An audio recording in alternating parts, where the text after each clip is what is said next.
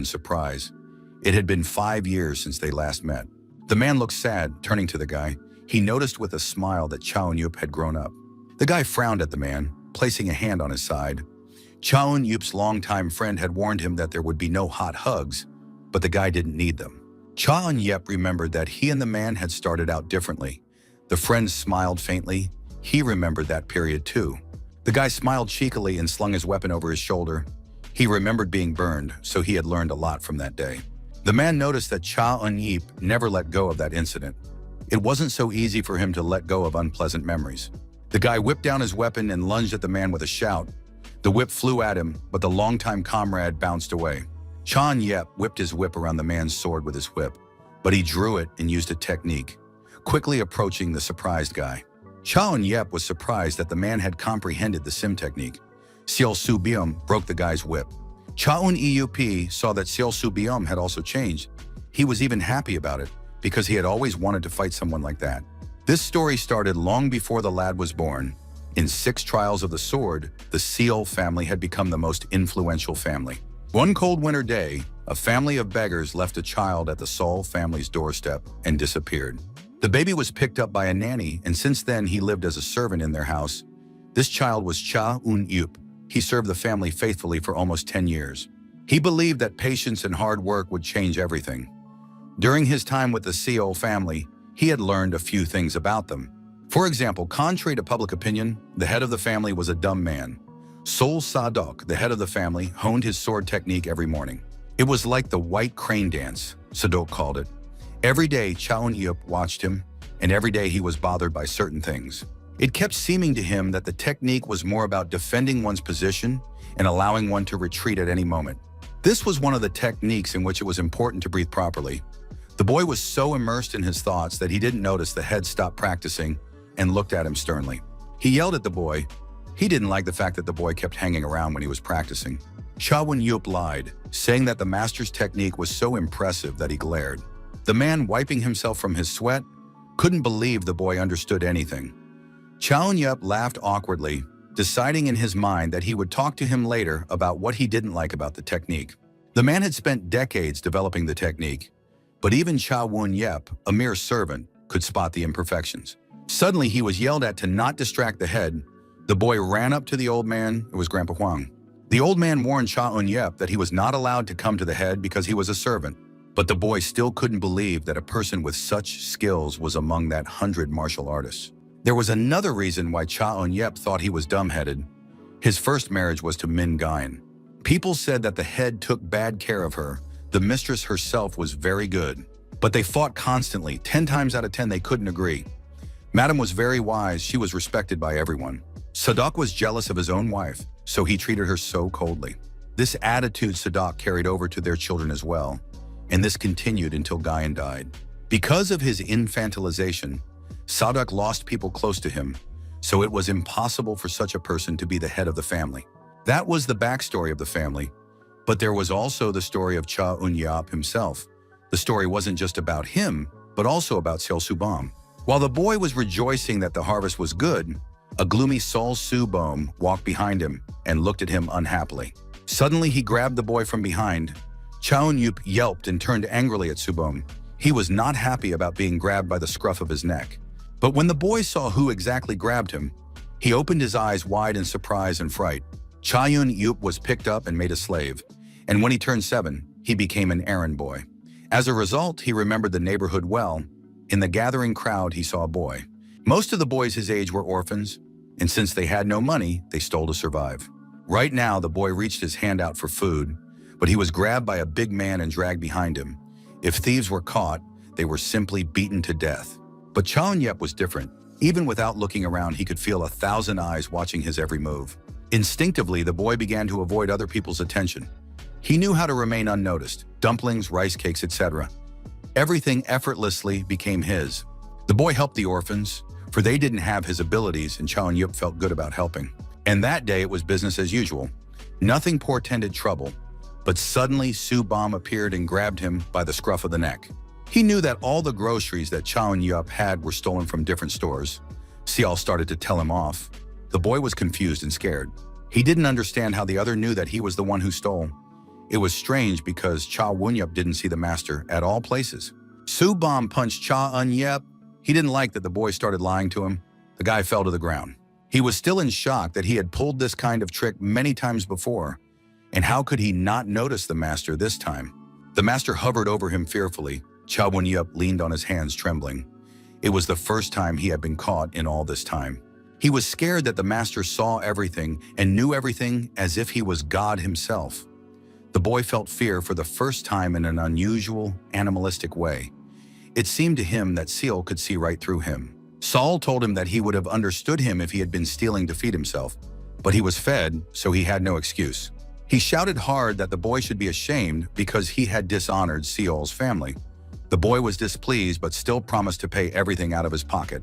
Saul Su Biom strictly ordered the boy to take his wallet with him every time he went out into the city. Su Bom put his hand on the hilt of his sword and said that if he left again without paying, pulling out his sword sharply and pointing it at Chao Yup, shouted that he would cut off his wrists. The boy dejectedly thought that if he did so, he would atone and earn forgiveness. Chao Yup's excitement for stealing immediately vanished. The guy realized that he was wrong because he was caught, and Su Biom immediately guessed where the loot came from. The master clearly knows what kind of person in front of him just by looking at his eyes. Chawun Iyup thought the master was the scariest person he knew, but the head of their family did not appreciate the great master's abilities. Because he was blinded by his love for his second wife, this was another reason why Chao Yup thought Sadak was dumb. His second wife was Gansukchu's eldest daughter, Jiang Sanmi. Jiang Sanmi was a smart woman. She could get people to side with her. The girl was able to break up father and son. The Grand Master could have prevented it, but he himself let it happen. Cha Wunyup didn't like it.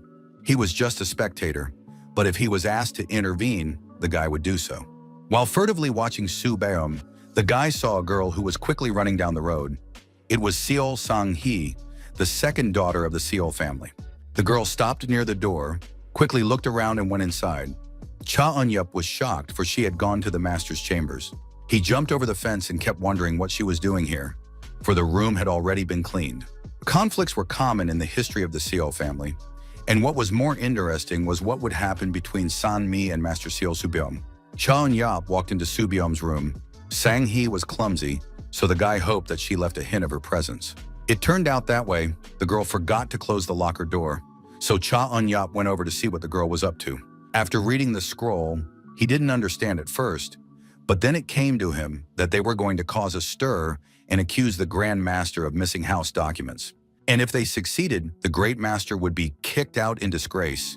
The boy looked at the scroll skeptically and then thought, now he did not know what to do with all this. The boy stood in the room holding the scroll in his hands. He kept thinking that if the documents were found in the master's room, he would be accused of a serious crime. And that's what the devious Chang Sami wanted. Cha Wunyap thought that even though master scolded him, he didn't break his promise and always paid for the orphan's food. At first, he thought that Su Biom was trying to clean up the family's reputation, but the master secretly left him money in the pit in both snow and rain. The master kept his word to every servant, so the guy respected him, but that didn't save him from Yang Sanmi's tricks. The guy didn't understand how he could be fooled by Seol Sang-hee, and he didn't understand what would happen to him if the master left the family, so it appeared that the war between Su Biom and Sammy would end before it started. Cha Wunyap, clutching hard the scroll in his hands, angrily thought that he should do something. After all, the fight was more interesting to watch if both sides were on equal terms. The boy reassured himself that he was doing it all for the spectacle, not because he respected the master or appreciated his kindness, and not because the latter was partial to orphans. A few days later, the father summoned Subom to the carpet. The master sat in front of his father on his knees. Next to the head was his second wife and daughter. The man rudely asked if the son knew why he was summoned. The boy, of course, didn't know. He was scowling and didn't understand why everyone was gathered so early today. The man was angry. He forbade his son from trying to deny and told him that the land contract he had signed was not there. He was all leading up to the fact that his son had stolen the contract. The boy started to deny it. The man got angry and pestered Su Bom about where the contract was. Semi intervened in the argument. The woman said that the boy had started frequenting the slum. She said she was worried that the boy might have picked up something there. Su Biom frowned at her. The woman gave him a venomous look to convince everyone that she was worried. Su Biom realized that the woman wanted to make him look like a thief. Suddenly, Sang-hee spoke. She excitedly said that she remembered that she noticed a scroll in the master's room while cleaning. Subyum depressedly noticed that he was being tried to be framed. The guy was doing his best to keep his promise to his grandmother. But now everything was literally on the line, for even Seol's second daughter was involved. The girl smiled nervously and said that she thought he had fallen under a bad influence. But it was a brazen lie. The master had seen her beating Cha Won-yeop, calling him a slave. Sang-hee didn't take those below her in status as people. Subyum didn't understand how his father could not see this. The head of the family roared for his son's room to be searched. A servant found the scroll and brought it to head Seol, telling him that it was indeed in the master's room, just like Sang-hee said. The head taking the scroll from the servant's hands was very angry. The guy sadly thought that even the servant wouldn't like this mess. The man opened the scroll and was loudly surprised.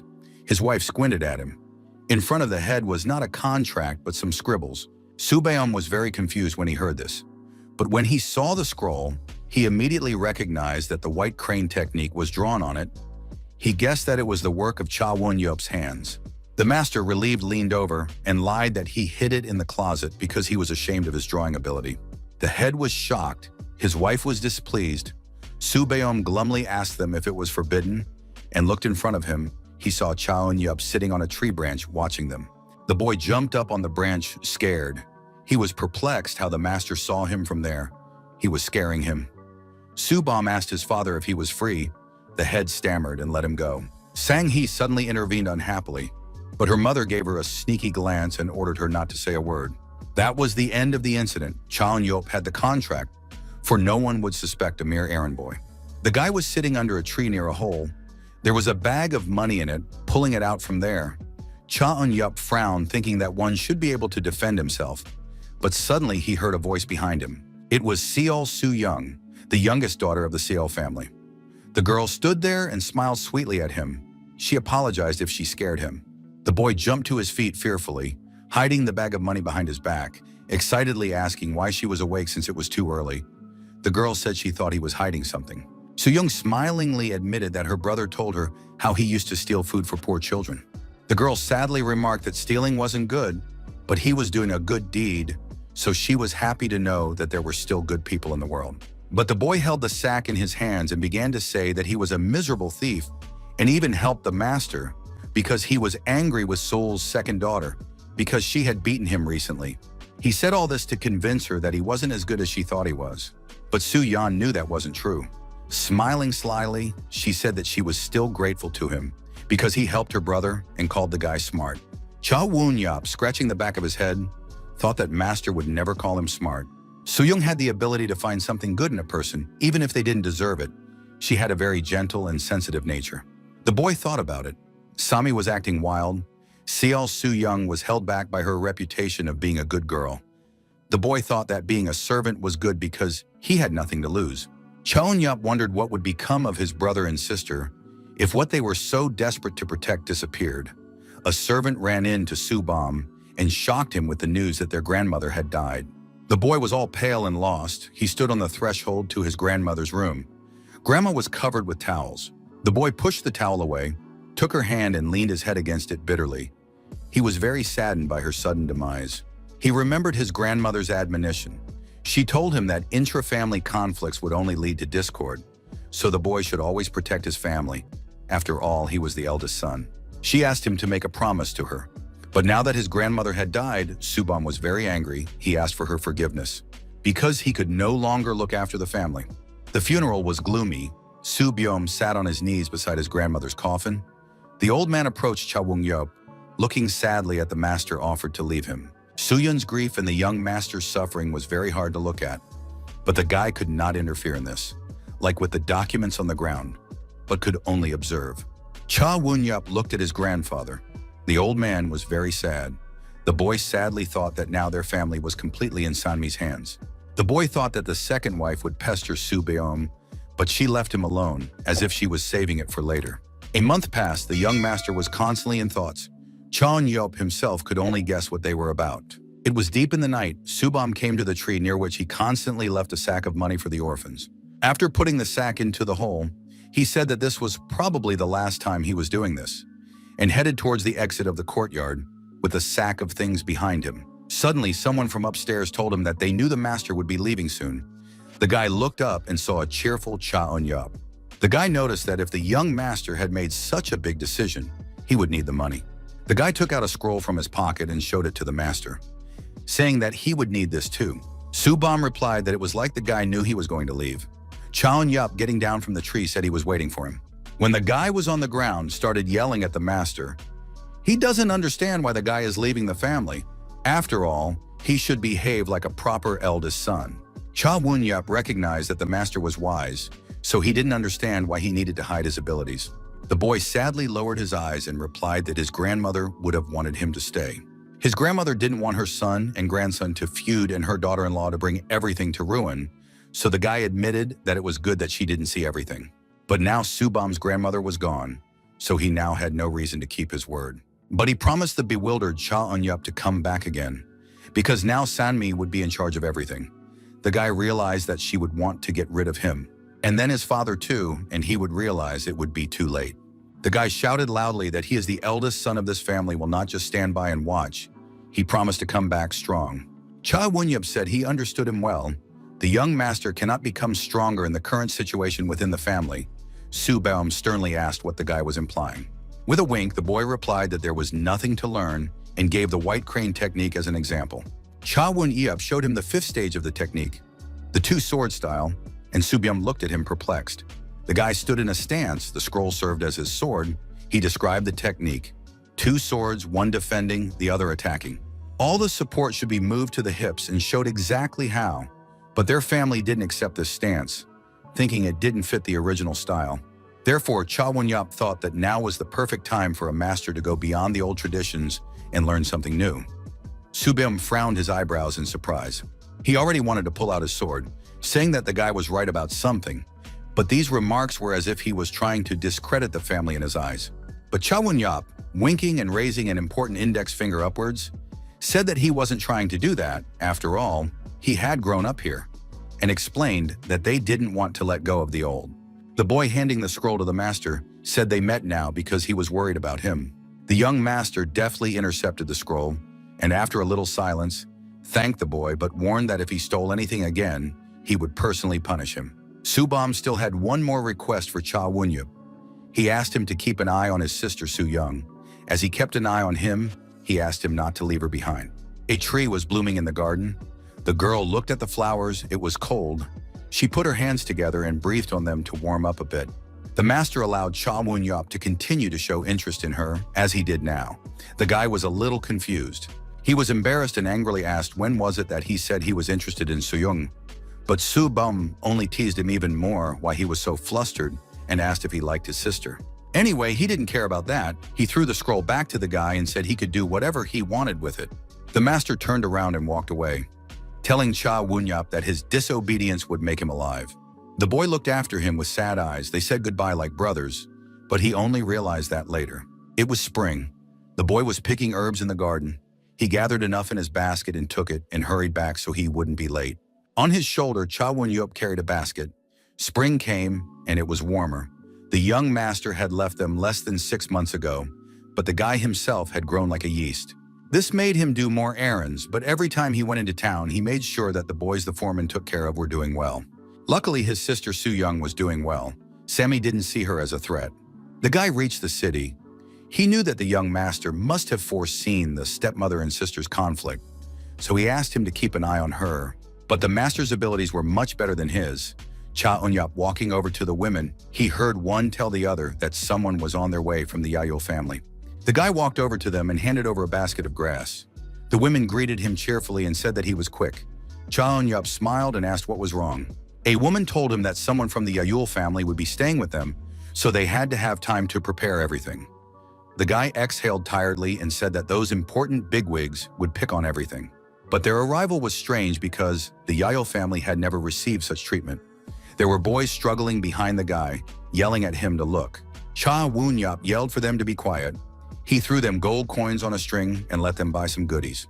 The woman in pink told the guy that they were ordered not just to prepare the dishes, but to set a festive table, so they figured there was an occasion. Cha Eun-yup, looking at the orphans who were deciding who would have the money, frowned as he thought about what they were celebrating. The guy thought a festive table to celebrate the arrival of a guest. Nothing else usually happened in the village. And suddenly Cha Eun-yeop noticed something that made his face crinkle. Sanmi was handing things in an envelope to Sang-hee. It was a gift.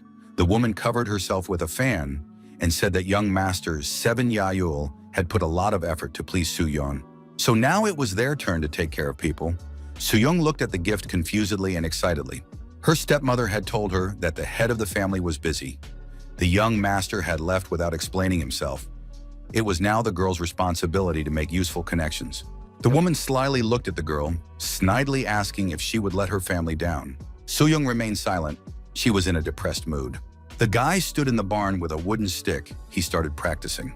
Soo-young was being quiet. In the absence of young master Sanmi, she was trying to reduce the risk of external threat. She was even willing to use Soo-young as a tool. Cha Won-yap didn't know much. He was a servant after all. And if Soo-young went somewhere, there would be nothing left for him to do but to go after her. The guy was dissatisfied. He didn't like the white crane technique. He needed a more serious technique. Suddenly, two figures appeared behind the guy. They were displeased that the slave was playing with sticks instead of working.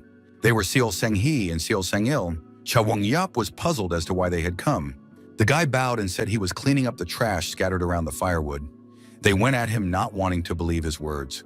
The guy walked up to him and snatched a stick, saying that he had heard that he watched his father practice the white crane technique every morning. Sang-il made a mad face and called the guy names and said that he would never be able to master the martial art unlike him. The second son of the head kicked Cha Won-yap in the side and he fell to the floor. Sang-il put a stick on his shoulder and smugly said that he would teach him how to wield a sword, his sister smiling cheekily. Cha Eun-yeop, lying on the floor, only now realized that they had been watching every servant on Sanmi's orders. The boys taunted him, demanding that he get up and try to defend himself. The guy stood up a little. Sang-il kept nudging him, but then angrily ran straight at Cha Eun-yeop. Cha Won-yap kneeled up, thinking to himself that this kid wanted to fight him even though he wasn't even a master. The boy dodged Sang-il's punch and he flew forward with his stick stretched out in front of him. He slammed his face into the wall with all his might. He was in pain. His sister looked at him worriedly and called out to him. She ran up behind Cha Won-yap and grabbed his arms, yelling for her brother to beat him up. Sang-il stood up. He was very angry. The guy was worried that he now had an abrasion on his face. Cha Eun-yeop didn't break free from the girl's hands. Sang-il walked up to him and punched him in the stomach. The guy kept punching and punching him while Cha Eun-yeop was held by his sister. The guy got angry and the situation got out of control. Now Cha Won-yap had nothing to do but endure Sang-il's punches. These kids always messed things up for the guy. He kept thinking that if the young master had taken the land papers with him, he would have been free. Beaten up, the lad hung on the arms of the head's second daughter. He didn't realize what he should do now.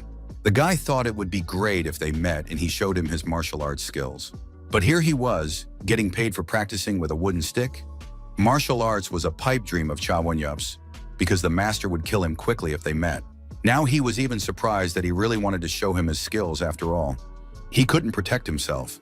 He couldn't keep Soo-young safe. The guy lay at his feet and looked up.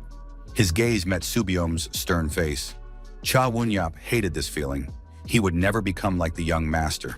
Lying at the feet, abnormal children, Cha Eun-yeop was sick of himself. Suddenly a figure appeared in the doorway of the barn and called out to everyone. It was Soo-young. Her brother and sister looked at her perplexed. The girl walked over to the beaten boy and sat down beside him. She put him on her lap. Cha Eun-yeop was embarrassed that she caught him in that position.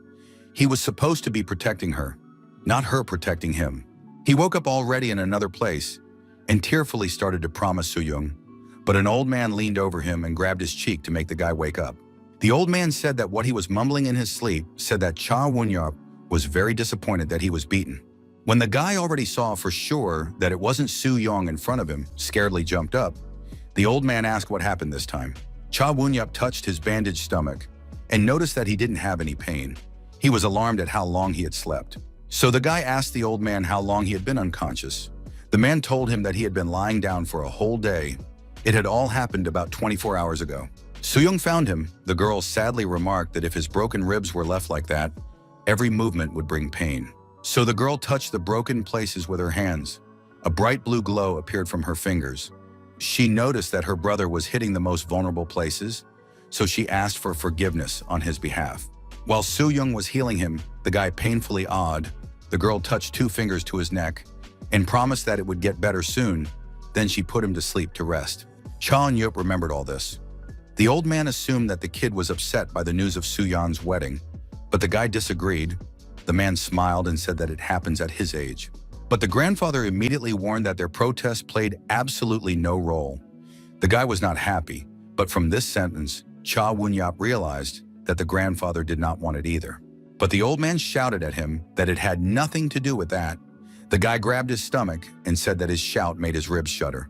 Cha Woon-yup thought about it and remembered that the old man used to live with Young-woon, and Soo-young only sent him here because he was a confidant of the Seol family. The grandfather was stunned. It all made sense to the guy because he remembered how unhappy the old man was at the funeral, and he asked him directly what his relationship with Grandma was, because it was similar to his relationship with Soo-young. Grandpa was shocked. He asked the brash boy what he was trying to say, but the boy importantly raised his index finger up.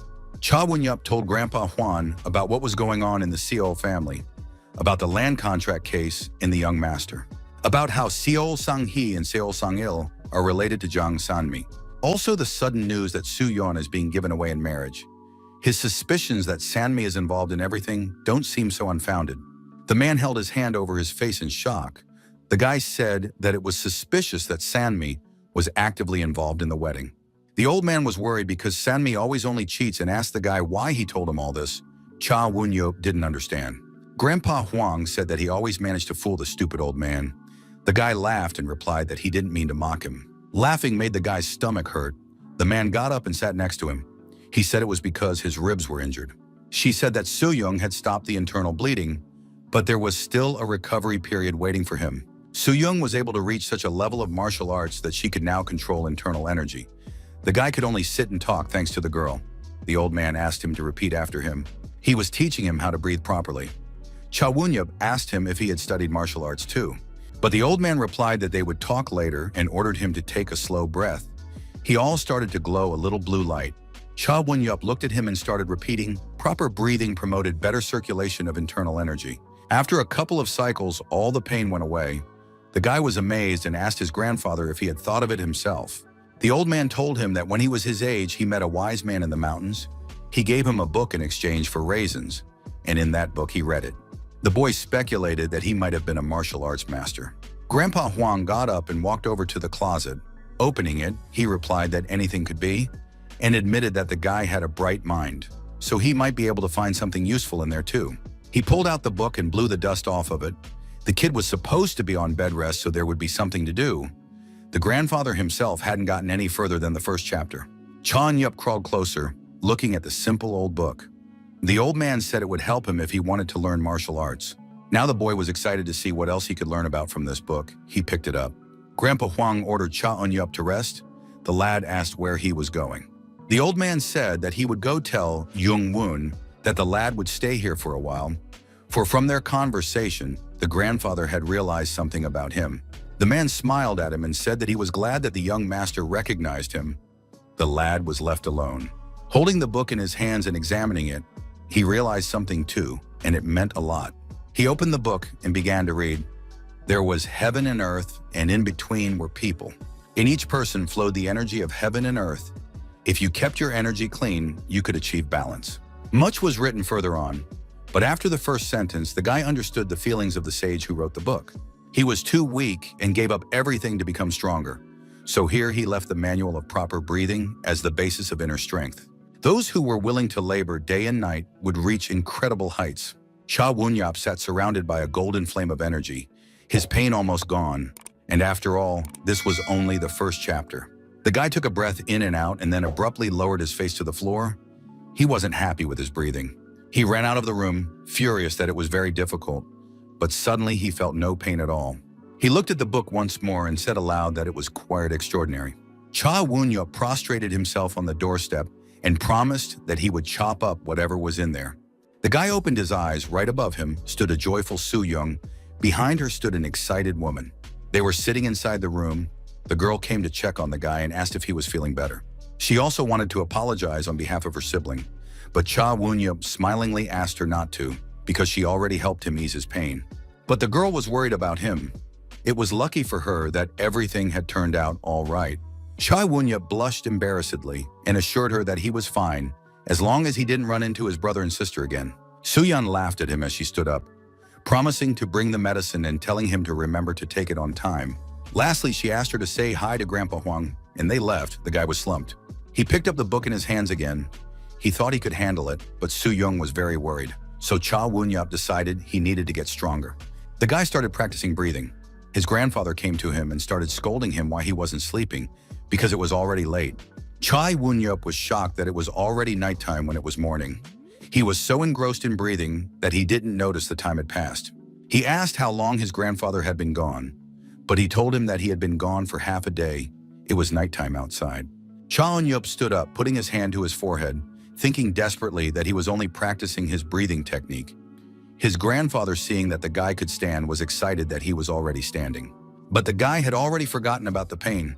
He exuded energy and felt that he didn't even feel discomfort. The hero was full of strength and energy. The man asked him to sit closer because he wanted to tell him something. Cha Woon-yup sat down and bombarded the grandfather with questions about where he had been, what kind of bag he had with him. The grandfather said that as he was going through his things, he remembered a very fascinating story.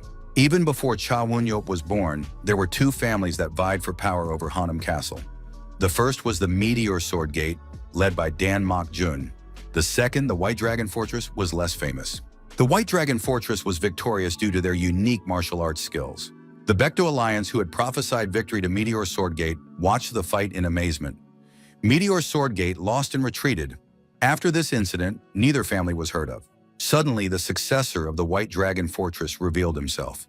Cha Woon-yup frowned. He thought it was someone from the Yahello family, and Sanmi must have been in cahoots with them. The old man admitted that he had tried to dig up something about Soo-young's fiancée, but there was extremely little information about him. But Jang Sanmi definitely knew. Cha Woon-yup was starting to understand something. The old man said that was all he knew. He didn't know if this marriage would bring trouble to Soo-yeon, since they knew next to nothing about the Yahello family. The man took the sack. The guy asked what it was. Grandpa Hwang looked at him surprised and said that it was the clothes his grandmother had made him when she was alive. After her funeral, he couldn't even touch it. Until today, Cha Woon-yup looked at him sadly and said he understood how he felt. But the old man refused and assured the guy that he needed to figure it out on his own. The hero asked his grandfather to be careful, but the grandfather replied that he might not be as smart as he was, but he had seen some things over the years. He promised that he'd handle it, but he passed Soo-young on to the guy. Grandpa Hwang left at dawn. Granny meant a lot to him, but Granny died and Grandpa left. Cha Woon-yup had promised not only the young master, but also the grandfather that he would protect Soo-yeon. And now they were both gone, and instead of him taking care of her, she was taking care of him herself. The guy had the nerve to decide that he had to become stronger, whether it was for revenge or to keep his loved ones safe. It didn't matter. He just wanted to live his life without regrets. Being a servant, Cha Woon-yup really wants to arrange his life like that. To be free, to have no one above him, he began to hone his breathing again. For his purposes, he had to become stronger. Dark magic would be more effective here, but there is no love on the dark side. For Soo-young, he couldn't be a reliable defense yet. The girl was smart, so the guy figured she could get through the difficult moments on her own. She had her own way, and he had to find his. Looking at Grandpa Hwang, who was looking sadly at his grandmother's back. He didn't understand 100% of his feelings, but he saw his sadness when his grandfather couldn't keep someone he cared about safe. So Cha Woon-yup decided that things would be different for him. Suddenly, he was interrupted. Uncle Yong-un came to see him. His uncle knew what kind of boy, was a restless boy, so he was scared that the boy would already go crazy from the bed rest. Cha Woon-yup laughed, kneeling down and leaning on his hands. Uncle Jang-un brought him some food because the boy was already visibly drained. The boy took the food. The man warned him that he could take it if Grandpa didn't return in a few days. Cha Woon-yup immediately stopped wanting to eat. He lowered his hand with the food and worriedly thought that Grandpa was in trouble. Uncle Jong-un told the boy that Grandpa had gone far away to think about a lot of things. Cha Woon-yup guessed that Jang Sami had gotten to him too, because Sang-hee and Sang-il weren't just sniffing around. Sami wanted to get rid of everyone unwanted for Soo-yeon's wedding. First the young master, now the grandfather. It was the guy's turn, so he decided it was time to take action. Cha Woon-yup sat on his knees in front of the bag of belongings. He opened it, mentally promising that he would never forget his grandfather. As he got dressed, he kept thinking that he would take care of Soo-young as Master had asked, even though his help now would not be much, but he promised that nothing would happen to her. Soo-young sat at the table sad. Her grandfather had been gone for days. She was worried that something had happened to him. A maid came to her and brought her the sack that Cha Won-yup had asked her to give to her. The girl gladly accepted it and said that she could go back to her duties. Soo-young started to open the sack. The guy gave her back the land documents that Soo-bom was accused of stealing. But there was more than just a scroll. At the bottom was a book. Seeing it, the girl opened her eyes wide with surprise and picked it up. It was a letter. Cha Won-yup was apologizing to the girl for not taking care of her properly. He warned her that by the time she read this, he would be far away. The guy explained to her that the person she's marrying isn't who she thinks he is, and even though the master, grandfather, and him aren't with her, the guy was sure she'll think of something. He asked Soo-young to leave this place as soon as possible. Before he left, Cha Won-yup gave out gold coins to all the people in the market. He climbed up the mountain thinking that he had left them enough money. Now he had no connection to this place in any way. As he climbed the height, he looked up at the building. He had lived here for over 10 years, but he couldn't stay because he had always been different. Right now, he wanted to focus on himself. Huang was dead. The servant had informed Sanmi of this. She lay relaxed on the bed smoking a pipe. She ordered the servant to dispose of the body. The woman was glad that now no one would be able to break up this wedding. She didn't expect her grandfather to stay, so her decision to order Sang-hee and Sang-il to watch over him was the right one. Now Jang Sanmi had become the first lady of the Seol family. Now no one would stop her from doing what she had planned, not even her husband Seol Sadok. The woman laid down more comfortably on the bed and covered her eyes, thinking that this was still the beginning. After all, they had a lot to accomplish. There should be no mistakes. 5 days later, the boy was walking through the dark forest. Looking back, he was a little surprised that no one had been sent for him, so he decided to take a break. The moon was full in the sky. Cha Won-yup was sitting by the fire and warming himself. He decided to stay here for a couple of days and then go to the mountains.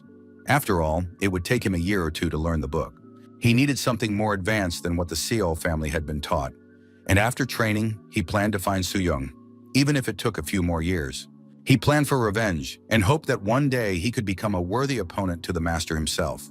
Cha Won-yup lay on his side near the fire. He covered his eyes, hooked his foot on a stick, stood up and picked it up. The boy smiled, took out a knife and began to chip the stick. He had been a servant all his life and decided that once this was over, he would heal the way he wanted to. Cha Won-yup made a wooden sword out of the stick and put it forward. He thought he would gain his freedom and make himself known to the whole world. 2 years passed. Cha Won-yup was sweeping the street from the leaves. A woman approached him. They both got up in the morning to perform duties. The maid complained that the new servant didn't want to work. The man wasn't happy with this. He started to swear loudly, but the woman shouted at him because someone might hear them. The atmosphere wasn't the same after Soo-young ran away. People were saying that the Seol family was giving up. There was glory as well as honor was no longer there. The servant and maid hoped that the young master would return to them and get married because it could bring back the greatness of the Seol family. Soo-beom appeared in front of the huge house. He looked at him sternly.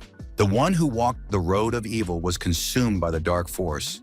He would commit atrocities, forever being an enemy. The inner demons would take over. And then the soul came to an end. But there were always those whose will was unshakable. So of the 10 best masters, only 2 remained in the original faction, not succumbing to the temptations of the dark side. JV, the legendary hero, and his rival, the righteous demon. The others bowed their heads before them. JV and the righteous demon were very humble and fair. This was a heavenly fortress, when this was where the righteous demon, Galman Hek, had settled. The old man had a very tense face. He moved his chip, and the girl in front of him exclaimed happily that she had defeated him again. The girl had defeated her grandfather for the 3rd time in a row. The girl's name was Gal Min-ran. She was Gal Min-hek's granddaughter. Min-ran clapped her hands joyfully and reminded her grandfather that he had promised her to teach her martial arts. The man pouted. The old man started to discourage that it could be dangerous, but the girl reminded resentfully that he had promised. She tearfully remarked that he wasn't going to keep his word, but the grandfather hurried to reassure her. The grandfather thought that the girl was grasping everything on the fly, so he really should have trained her. The old man had trained his granddaughter to play Go specifically to keep her away from martial arts, but it didn't work out. Gal Min-hyuk was one of the world's greatest masters. He had no interest in martial arts at all when he was a child, but his talent and physical strength were not just for books and playing Go. His master himself had begged Gao Minhyuk until he finally convinced him to set foot in the martial arts. His family, including himself, was more attracted to science than martial arts. But somehow Min Ran, his little flower, had always dreamed of doing just that. When her granddaughter was little, she liked to run up behind her grandfather, hugging him by his big broad shoulders. But now she was more interested in her grandfather's skills, something her grandfather himself was not happy about. Suddenly, a servant came to them and announced that a foreigner was challenging Min Hyuk. And before fighting him back, the boy wanted his opinion. The man was surprised. He jumped up from his seat. It had been a long time since anyone had challenged him. His granddaughter jumped up next and shouted resentfully. But the old man promised that he would be back soon and they would talk later. The girl was left alone in the room. She was displeased that the grandfather was always changing the subject.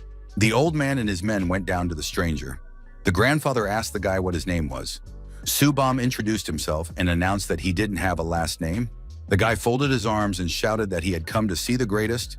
Everyone was surprised and thought the guy had fallen off an oak tree. They shouted to him that he was seeking death. But Subeom explained that he didn't come to fight the Lord of the Heavenly Fortress.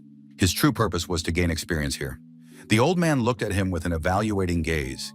He noticed that the guy was bold, but straightforward. Min Hyuk asked him if he had played Go. Subeom bowed and said that he had. The grandfather turned around and promised that if the guy won the game, he could get what he wanted. The game of Go was a test that all who dared to challenge the Heavenly Fortress had to pass. It was a simple test that could say a lot about a person. Go was a logical game. To win, you had to calculate your opponent's tactics. If you played well, you expanded your territory. But luck shouldn't run amok because you couldn't win without good strategy. The game was not for average minds. Min Hyuk admitted that only one person had been able to beat him at Go, but he wasn't playing against her right now, so he ordered the game to begin. It was already nightfall, but they were still playing Go. The granddaughter was watching in the doorway. The woman with her explained to her that they were playing 3 times, and whoever had 2 wins would win. The old man looked puzzled. The granddaughter was worried that her grandfather could have been beaten. She saw that the guy was not like everyone else. Su Beom was a genius after all. Everyone made the same mistakes, but he was different. Something about him the granddaughter saw. The game of Go perfectly revealed the character and personality of the player. If a person was smart and intelligent, the style of the game was like water ripples. If a person was honest and fair, then the style of play was like a mountain. Subium was like a wolf who guarded his territory and did not let anyone get in. The old man was musing in his ears as to why the guy needed a heavenly fortress. After all, if he was as talented as he said, he could join any faction. Even if Subium was a potential threat, he was still a beginner, and with the right approach, he could become a powerful master. Subam's internal energy level told Min Hyuk that the guy was on the right path. This meant to his grandfather that the young man was from a prestigious family, but he didn't understand why someone would want his status. Subium replied to him that he wanted to achieve the goal he had set for himself. After all, he couldn't let down the people dear to him. Remembering his sister, he thought that he couldn't delay. And remembering Cha Eun-yup, he thought that there was someone waiting for him, someone to whom he had promised a bright future. He had given his word and planned to keep it. The boy confessed to his grandfather that he wanted to become stronger as soon as possible. But the old man answered him that there were things in life that took time. He saw that Subam was destined to become great and promised that if he was patient, he could achieve even greater things. The guy lowered his eyes. Min Hyuk swiftly moved his chip and announced that he had won. Subium thought he was leading, but was beaten. He thought it was because he was distracted by his thoughts. The guy admitted that it was his fiasco. Min Hyuk asked him that he challenged him to a duel because he really wished to fight him. Subium replied that he never wanted to fight Gal Min Hyuk because he soberly assessed his chances, but he felt that if he fought Min Hyuk, he would learn something even from the conversation. The grandfather was impressed by the young man's modesty. He called out to his granddaughter, Min Ran, to stop eavesdropping and come over to them. The girl was startled out of surprise. The girl came over. Min Hyuk introduced her. The grandfather said that Go was not just a game, it said a lot about the player. So he suggested putting the 2 of them in sparring. The guys looked at each other. Grandpa said that Min Ran had just started learning martial arts, but she had a steely stamina, so this was a great chance to learn her abilities. In his mind, Min Hyuk thought that if the guy really wanted to fight him, he had better wait a couple days, and then they could play another game. But the granddaughter shouted that she was only a beginner. She was outraged that he wanted her to compete with this master. But for the past 3 days, he himself had been avoiding practicing with her.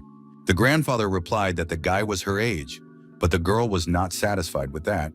She wanted him to ask her first. She announced to the grandfather that if she agreed, he would teach her every day. Min Hyuk had no problem agreeing. Min Ran agreed.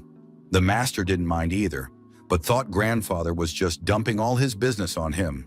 As time passed and the day of the duel arrived, a crowd gathered in the courtyard, all eager to see the unprecedented spectacle. Subium was determined. There was a huge crowd, but what was most surprising was their aura. Their movements were smooth like waves, but in case of chaos, they were ready to hit the rocks at any moment. And Min Hyuk could calmly douse the storm. Subium's opponent was the granddaughter of a legendary master, so the guy could not loosen his grip. Min Hyuk, watching the guy from the balcony, noticed that the guy was tense by his presence. But Min Hyuk's wife shamed her husband for exposing his own granddaughter. But the man rebuffed, the woman was disgruntled, and didn't understand why he did it, because Min Ran would have a real sparring session, and the grandfather would just be engrossed in another game of Go at this time. The wife yelled at her husband that it wasn't fair to Min Ran because he had promised that he would teach her everything, but instead he was giving her a duel with a stranger. But Min Hyuk asked Seo Ji Young not to say that because he knew Min Ran well, and he was more worried about the guy's safety. The man asked his wife not to worry because he assured her that he would personally oversee that the fight would be held on the swords of the heavenly fortress. The guys stood opposite each other. The girl folded her hands in greeting and asked the young master to take care of her because she was younger and had less experience. Su Beom also greeted the girl and replied that she was very humble because Min Ran was doing well. After that, the girl started the fight and was the first to attack the master. The guy fended off her punch. Min Ran put her hand on his shoulder and jumped over him, facing from behind. She landed on her feet and started attacking swiftly. Su Beom fended off all her lunges and decided that she was not to be underestimated. The guy threw her arm away and swung at the girl, but she stepped back in time. Su Beom was close, but Min Ran scrambled backwards, leaned on her hands, and jumped back a few meters away from the master. The guy was surprised at how the girl adjusted nimbly. She was flexible and fast, so he couldn't relax. Min Ran stopped, looking intently at Su Beom. She thought that there must have been a reason why grandfather chose him. Blue energy began to swirl around the girl. Min Ran said that Su Beom had excellent skills, and for the first time, her high expectations were met. She put her sword behind her back and asked if he could withstand this strike as well. The guy got serious. Min Ran jumped onto the master and displayed her snow cloud sword in front of him. Su Beom immediately recognized what kind of sword it was. She threw a punch, but the guy blocked it. A man shouted cheerfully from the stands, saying that his disciple was capable. It was Myungi Hai, the snowy mountain demon. The shaggy-haired man who was standing next to him frowned, saying that the man had lost the bet and had been ripped off. What kind of disciple could he be talking about? Min Ran's grandfather, watching his granddaughter, was surprised that she had achieved impressive results in a short time. And despite how the girl wielded the sword, the young man was not at all concerned about the blade that passed near her face. The boy was watching Ran closely and reacted instantly, not twitching in an attempt to dodge the blade, but looking for his opponent's mistakes. Grandfather assumed that Su Beom had been through many battles. The guy started repeating the snow cloud technique. Ran was shocked. The audience figured him out. The old man also noticed and couldn't believe his eyes that Su Beom had learned it just by looking at it a couple times. Su Beom ran at Min Ran, the girl fending off his punch, and admitted that he never ceased to amaze her because no one had ever learned a technique by observation before. But with his imitation, the guy gave himself away. The girl jumped up again and said that for him, her skills went far beyond a single technique. She swung her sword in the air and used the 7-sword Yuma technique. Su Beom put the sword blade in front of her, blocking the blow. The guys froze, waiting to see who would be the first to surrender. Everyone was curious who would win. Betting on Min Ran, the grandfather watched carefully. Min Ran slumped to the ground. Su Beom knelt down and the girl's blade came down on his shoulder. Min Ran's grandmother exhaled. This was what she expected from the righteous demon's granddaughter. Ran put her hands out as a sign of respect and thanked the master for the duel because she had learned a lot. The guy responded kindly to her as well. The old man from the balcony said they were both well done and admitted that the fight was impressive. Min Hyuk asked to thank the creators of the Snow Sword and the creators of the 7 Yuma swords, Wu Gai and Shungwak Wu. The men were surprised. The granddaughter asked in amazement that the grandfather thought the master had learned the 7 swords of Yuma. The creator of this technique shouted that Ran was right because The boy couldn't have mastered his technique after looking at it just once. This technique was the culmination of years of his life. He didn't believe it. But the old man replied that he had seen for himself how the boy was able to repeat the movements. But the men demanded to check again. Min-hyuk asked Subam to repeat it, because if he hadn't internalized the technique, he definitely couldn't repeat it. The creator shouted to the master to stop being reserved and show his full strength because honesty and openness would play in his favor. Subium agreed and showed the technique. Minran was amazed because he had actually shown the seven-sword Yuma. The creator was also shocked. They didn't believe that such a thing was possible. The master admitted that in the seven swords Yuma technique, the blade moved gracefully. He admired it so much, so he traced the blade, but said that if it was considered stealing, he was willing to never use this technique again. Min-hyuk got angry at the guy in front of everyone, but there was a voice in Subium's head that told him to just listen and keep quiet. It was telepathy. The old man was asking if the guy would master the art of stealth under him, and it sounded in the guy's mind that he had been waiting for someone like him for a very long time. Min-hyuk promised that if Subium mastered the techniques of the 8 great defenders of the heavenly fortress, it would benefit him. Also, if the guy learned the 5 mysteries of the 7 Yuma swords, he would become a master. Subium stood there and listened to him tensely.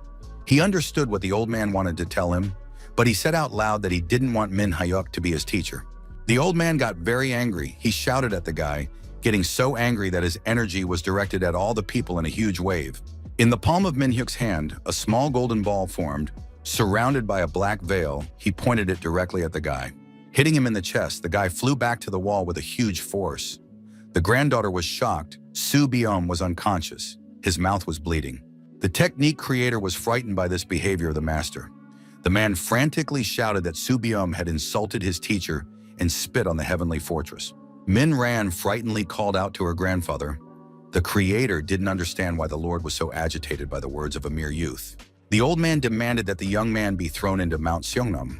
The men took Subom under their arms. Min-hyuk shouted after them that anyone who helped the boy would meet his death. The men took Subom out and threw him on the ground.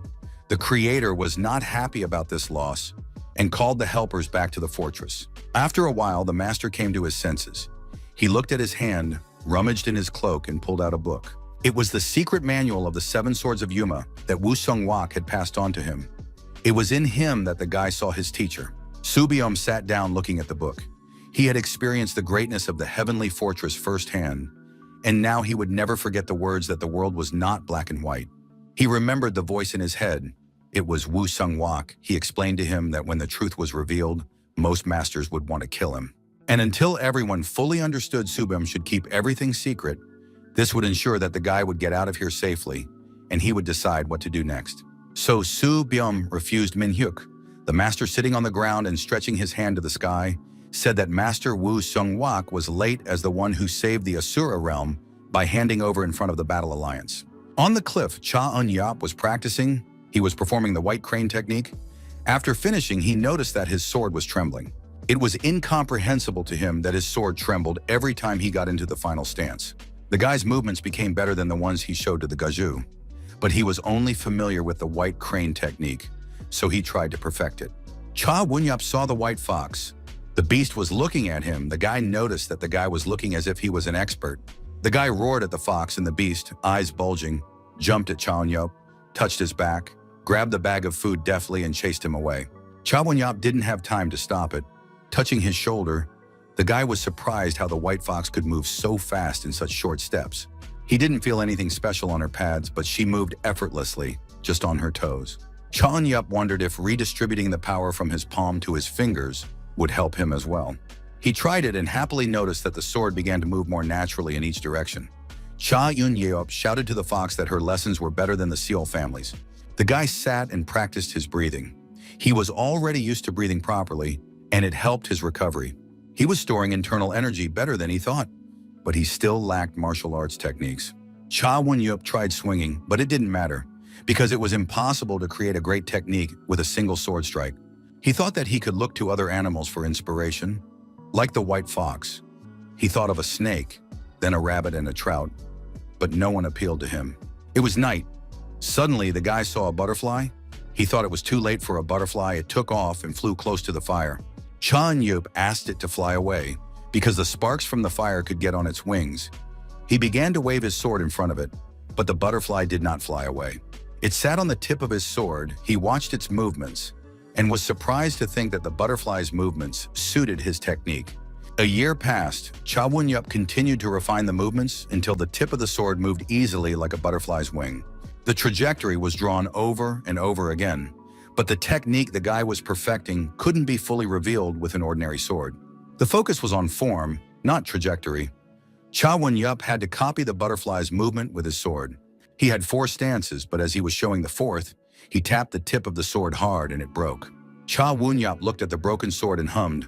The weapon couldn't withstand the power of the final stance. The guy decided to go down and find a new sword. It should be flexible, able to withstand all positions. But despite the broken sword, Cha Won-yup was satisfied because when the time came for the blood butterfly technique, it would be completed. The guy gathered his things and went. The foxes got in his way.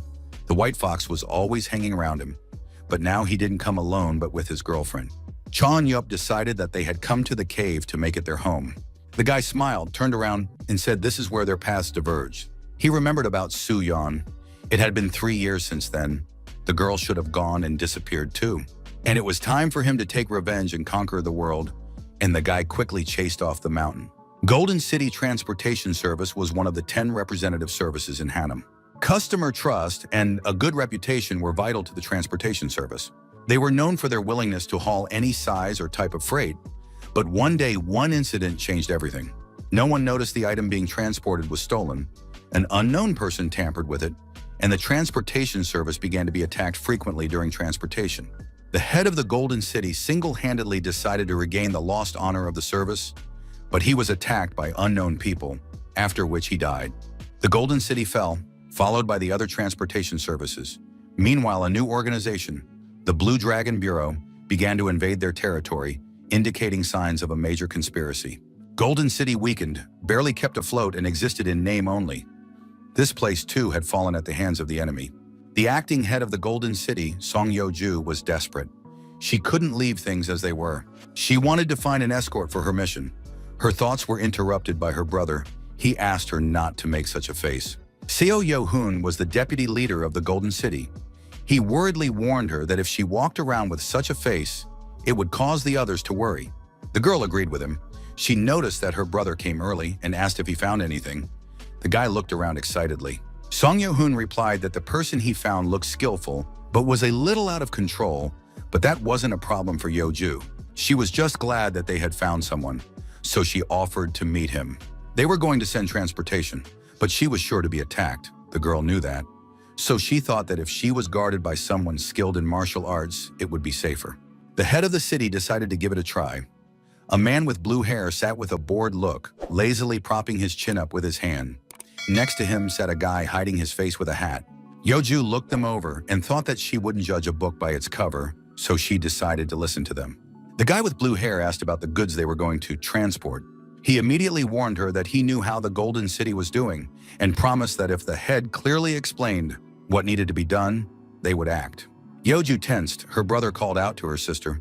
The girl finally replied that they needed to escort the empty wagon. They had lost a lot of valuable things, including their reputation due to the constant robbery to honor their father, who protected the wagons until the very end. Yo-ju, as the head of the transportation service, had to restore their reputation.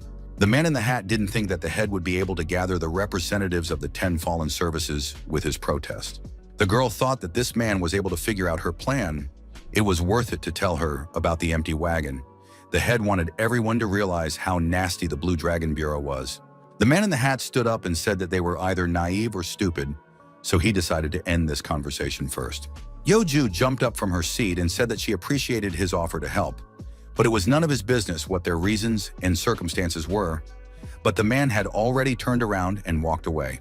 The head was not happy with this behavior. The man asked everyone to calm down and continue. The guy with the hat went outside. There were 8 people sitting on the branches. The guy sensed them and demanded to come down. The man with blue hair told the head of the city to gather all the trained workers in one place for safety reasons. Yo-ju didn't understand what he was talking about, but the man had already gotten up and said with an anticipatory smile that it had already started. Everyone went outside. There was already a fight started. Yo-ju was scared and didn't realize what was going on. When the warriors noticed the head and her brother, They rushed at them to kill them. But the man was quick to deal with them. He didn't benefit at all if the head was killed. The girl was surprised at how quickly and deftly he dealt with the mercenaries. Suddenly, a stone flew into another mercenary from the side. It was thrown by the guy in the hat. The guy took off his hat and it was Cha Won-yup. He grudgingly asked if they could finish this properly. All the mercenaries were killed. The man with blue hair asked what they were going to do with them. Cha Won-yup suggested burying the bodies so the enemies wouldn't find them. The guy turned to the head and asked if they were okay. The girl replied that they were okay because of them. They were ready for it to happen one day. The man scratching the back of his head lazily said that they were dealing with guys who couldn't fight back decently. Cha Won-yup grudgingly replied that he had barely dealt with one, but the man didn't like what he said. After all, he was protecting the masters. The head and her brother, watching them, decided that the guys both did a great job and didn't even understand why the two agreed to such a third-rate job. Yeoju interrupted their argument by saying that the situation would be under control now. She wanted to finish the conversation with them that they hadn't finished. The man with blue hair poured himself a drink while the guys wondered if he was the sword demon everyone was talking about. Seo Yo-hoon was most surprised that he, Eom Han-pil, was the ghost of the bandit who defeated the northern twin ghosts in Song Dok-ho. The man corrected him. He wasn't the ghost of the bandit, but the ghost of the sword master Sung. The guy asked where the rest of his group was. Han-pil replied that Cha Won-yup had gone to look around and admitted that he didn't know him well enough. Song Yo-hoon thought they had known each other for a long time. The man briefly said that they had met about 2 months ago. Han-pil was told that there was a suspicious gambling den nearby, so he thought he'd find something interesting, but he ended up getting ripped off. The stealthy kid, who had only recently become an adult, had hit the jackpot in illegal gambling. Han-pil saw that he had a sword. He decided to stalk him and check him out. The man saw him leave the building.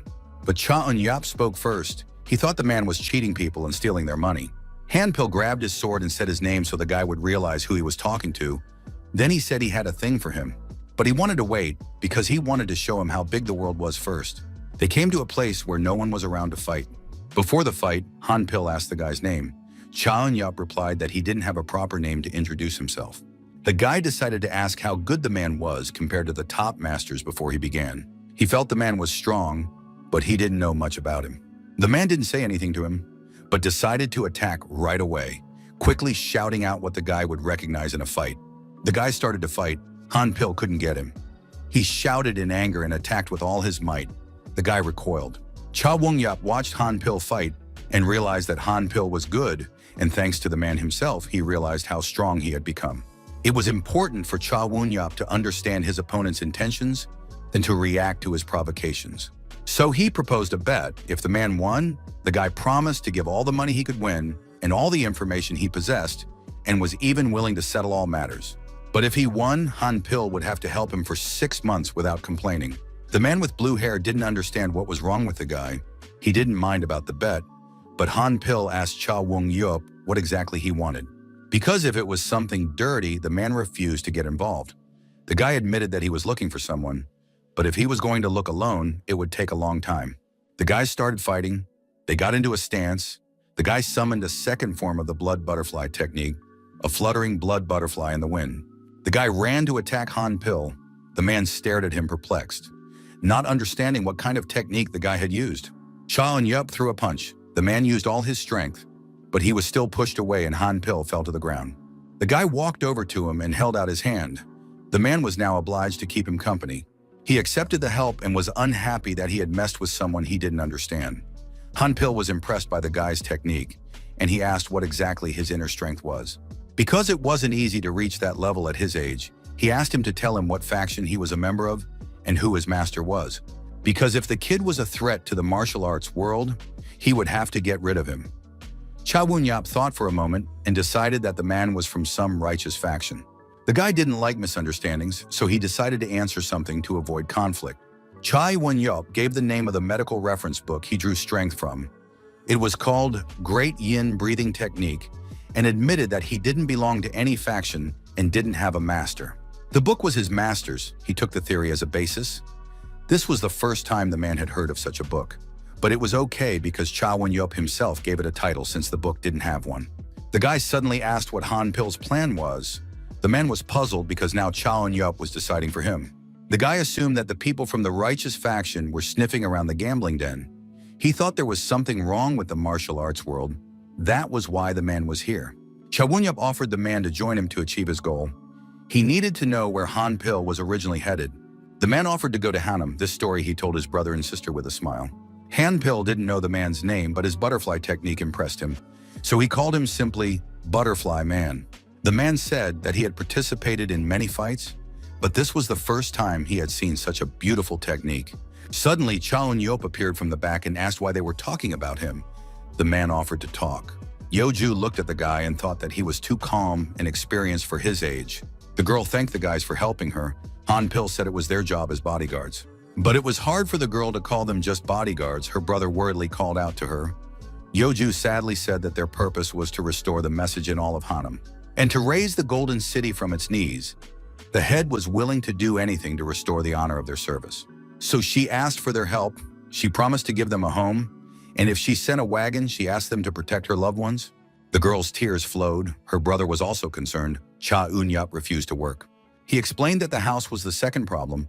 The first was the transportation, which included security. It would all make brother and sister go into disadvantage. So the guy refused to work. He offered to help him make the Golden City a service that could provide compensation. The girl looked at him perplexed. Cha Won-yup reached into his pocket for something, saying that her welfare was more valuable to him. He pulled out a sheet and handed it to the head. It was a promissory note from the bank. Yeoju took it in her hands. The guy said that the transportation could be over in a few months, and it could take years to recover the Golden Dragon. So to reassert their name again, they needed solid grounds. If the girl took the promissory note, she could pay off the loan for the house, then it would be theirs. Cha Won-yup didn't need it, so he suggested leaving the documents with either the governor or her father. Yeoju didn't understand why he was helping her. The guy replied that what he wanted took time, and if the Golden City regained its reputation and things got better, they would owe him. It was up to the guy to stay or leave, and no one had the right to stop him. But for now, he promised to stay here as a bodyguard. Yeoju replied that they would agree to such terms. Han Pil was shocked that Cha Won-yup was making such broad gestures, and he couldn't even be offered a beer. But the guy replied that it would do some good and his beer wouldn't.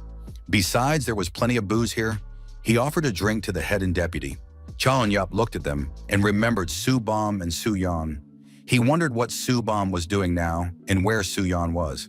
The guy thought that what the Golden City was experiencing had already happened at the New Year's festival, so everything was connected.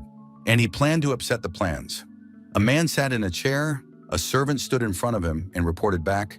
The man fearfully announced that it meant they were failing. The man was the leader of the Blue Dragon Bureau, Kwak Chi-oh.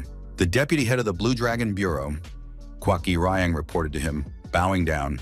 He said that the victims of the disaster had moved to the Golden Dragon, and that was where all the attention was now focused. Gi-ryang admitted to the chapter that he couldn't believe that the Golden City had turned into an iron fortress using the victims of the disaster. He had been there and seen it with his own eyes. The head dug his nails hard into his chair. He was displeased with his deputy because he ordered him to monitor the situation instead of resorting to force. The deputy told him that the skills of the two masters they met were beyond their expectations. The head wondered if there were masters in the fallen city who could deal with 10 people. He wondered if they were able to recognize them. The guy was going to recognize them by their scars. But the bodies had been disposed of. Chi-oh promised that after they settled this case, then they would bypass the Seol family. After that, they would take the position of the leading family. The man strictly said that there should be no mistakes, the deputy agreed. Gi-ryang left the head chamber and walked down the street, thinking that the most unfortunate thing was for those two masters was that the service was on the verge of bankruptcy. Next time, the guy decided that he would meet them in person. There were a lot of people walking around in the yard. The deputy watched the people who were victims of the disaster. He knew they were worried about the coming of winter, but they didn't look worried right now. He looked at the main residence. The head was coming out of there accompanied by bodyguards. The girl was ordering them to do as she said. Gi-ryang immediately recognized Han Pil and Cha Won-yup. After all, they were the ones who had killed 10 of his guys. His chest was boiling with the desire to kill them right now, so he decided to personally check them out in a minute to see what kind of martial artists they were. Yeoju was walking in front, with Cha Won-yup and Han Pil walking behind her. Suddenly, the guy stopped. The man asked why he was standing up. Cha Won-yup whispered, asking him to be quiet. He said he could feel someone following them. The man looked at him questioningly and asked how he realized it. The guy whispered that there was a person in the mansion that he saw for the first time, and once he saw someone's face, he could never forget it again. Cha Won-yop went ahead and asked Han Pil to stay with the landlady and went to lure him out himself. The girl worriedly asked about the guy, but the man smiled friendly and asked her to follow him. Han Pil put his hand on her shoulder and wanted to lead her, but the girl brushed his hand away. The man asked the guy if he could manage without a sword. Cha Won-yop replied that the unknown man was too curious, so he would definitely show himself if no one was with him. He himself was curious about something about this guy. Cha Won-yop warned that if Han Pil followed him, there would be trouble. The man was 6 years older than the guy, but he commanded him. Han Pil had no choice but to stay with the head. The guy stood around the corner. He didn't understand why the guy distanced himself from the others and didn't accompany the head. But it was to his advantage, so he went out to him to find out. He ran after Cha Won-yop, but when he ran out into the clearing, he didn't see him. Gi-ryan was standing there looking confused as to where the kid could have gone. Behind him, Cha Won-yop appeared. He was playing with a butterfly. The kid assumed the stranger was from the Blue Dragon Bureau. Gi-ryan turned around and angrily said that he had good instincts. The guy let go of the butterfly and asked Gi-ryan if he wanted to fight. Cha Won-yop got into a stance. Gi-ryan grinned that the guy was going to do it with his bare hands. The guy asked him not to worry about him and start attacking already. After some more words, Gi-ryan attacked Won-yop. The guy immediately noticed that the deputy had a bad stance. Cha Won-yop swung his fist, but Gi-ryan dodged. The force passed by and formed a mark on the ground. Gi-ryan was surprised that the guy was able to cause such pressure with just his fist. Both Gi-ryan and Cha Won-yop swung, but neither one hit. The deputy only left a scratch on the guy's arm. Gi-ryan was surprised that the guy dodged his punch and released his claws. Noticing them, Cha Won-yop thought that the guy had the potential to become a consummate master and asked him if the claws were real. In his thoughts, he thought that it would probably hurt Gi-ryan a lot if he broke the claws under the root. Gi-ryan pointed his claws at the guy. This ghost shadow claw technique of his had reached perfection at the 8th step. The guy pounced on Cha Won-yop. He put his fist forward. He wanted to strip his opponent's arm, but Gi-ryan grabbed his shoulder. Won-yop threw him back with his energy. Now the guy decided to split his power and attack quickly. Cha Won-yop directed a powerful energy at his opponent. The guy put out his hands, defending himself from this onslaught. The guy stopped striking because Gi-ryan blocked all his attacks. He looked at him perplexed. The deputy ran at the guy. Cha Won-yop was standing in a stance. Gi-ryan attacked him with all his might, but he couldn't even land a critical strike. Yeoju and Han Pil stood aside. The girl turned to the man, who was leaning on the wall and standing with his eyes closed. She offered to intervene. But the man replied that it was a normal thing for a guy to do. After all, he wasn't just fighting one-on-one, but if things got hot, he promised to intervene. Han Pil urged the girl to see that Cha Won-yop had already adapted and avoided all the punches. The man admitted that he knew he had exceptional abilities, but the guy was becoming more and more unpredictable each time. He certainly supposed the guy might not be bad, but he had still seen cases of people with such talent doing terrible things. The man already wanted them to finish quickly because he wanted to eat. Yeoju was perplexed by the sudden change of topic. Gi-ryan threw more and more punches, but was surprised that his opponent dodged better each time and repelled each attack. He swung, and before Won-yop opened up a lot of Gi-ryan's unprotected spots, the guy realized how to repeat his opponent's technique and slashed the guy's neck with his nails. Gi-ryan bounced back and looked at his hand unhappily. There was blood flowing from his neck. Han Pil guessed that the guy was copying his opponent. Cha Won-yop stopped, taking his hand, and smugly said that he understood everything and figured out the basics. But Gi-ryan was shocked that the guy was able to comprehend the ghost shadow claw. Cha Won-yop grabbed a stick from the ground and decided to fight seriously, pointing it at his opponent, and announced that he would now use it. Gi-ryan snorted and attacked the guy again, but the guy didn't let the guy attack and threw punches. And then a lot of red butterflies appeared around. It was the blood butterfly sword technique. The guy made an instant strike. Yeoju was amazed that it was a red butterfly. Han Pil was watching them closely. Gi-ryan fell on his back and angrily asked what faction the guy was from. Cha Won-yop replied that he wasn't a member of any faction. Won-yop didn't know what faction the opponent was from, but said that because of people like him, the woman he was looking for had to hide. The guy turned away and said that in order to find her, he needed to either destroy his organization or any other he thought would be involved, and warned him that if he wanted to kill him, he had better send someone stronger, because he didn't have time to babysit him. Gi-ryan roared angrily and swooped at the guy from the back with all his might, but Unyup turned around and threw him away from him. The guy flew a very long distance away and was unconscious when he stopped. Unyup finally said that people like that guy could only be brought back to reality by losing. Han Pil offered to kill Gi Ryang, but Cha Eun-yeop disagreed because the others would start attacking stealthily. The guy walked forward and said that since an expert of this level was behind it, the others would come in droves. Han Pil grudgingly reminded that he was one of the top 100 masters of the hypersensitivity technique, so his deduction was better. The guy, when he heard about the hypersensitivity technique, remembered that Sanmi used such a technique.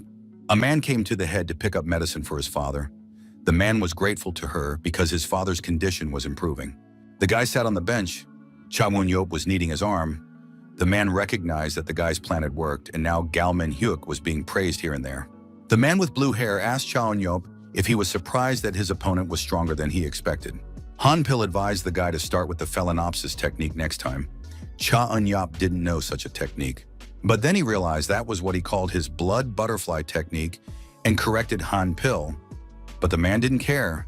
He asked the guy to fight with a sword next time. Cha Won-yeop hesitated because to demonstrate the full power of the blood butterfly technique, his sword was not enough. That guy, Cha Won-yeop, had defeated with his bare hands, but there was no telling how much stronger he would be against. The guy suddenly stood up. The man asked where he was going. Blown up, Eun-yeop replied that he would go to the gun shop. Because he needed a new sword, Han Pil remained seated. Cha Eun-yeop ended up choosing a sword, walking down the street looking at it. But as he passed the door, he suddenly noticed another part of the store. He went in there and started to choose a sword, taking the weapon in his hands, thinking which one he should choose. A man approached him. He took the weapon from the guy and said that they did a good job with this one. Almost everything in this store was made by this man. But Cha Eun-yeop only looked at the ones that weren't made by the man. The guy replied that compared to his weapons, they looked much better. The man interrupted him and sadly said that his son had made these, and only those who knew Ben Gi could find the differences. Cha Eun-yeop asked where his son was now. The man replied that he had lost his mind, dropped his hammer, and ran away. The man hoped his son was okay. The guy replied to him that his son had outstanding abilities and he was sure he was okay. The man imagined that Ben Gi could be chained up in some crypt right now, picking up the hammer again if he was still alive. The lad was silent. The blacksmith asked what kind of weapon the lad was looking for. Cha Eun-yeop replied that he needed a sword that could withstand flexible fluttering movements. The man went to the nightstand and pulled out a whip-like weapon. Instead of a sword, it was a ribbon. Cha Eun-yeop took it in his hands and asked if it could even be called a sword. The man replied that it had pierced many people after spinning aimlessly in the air.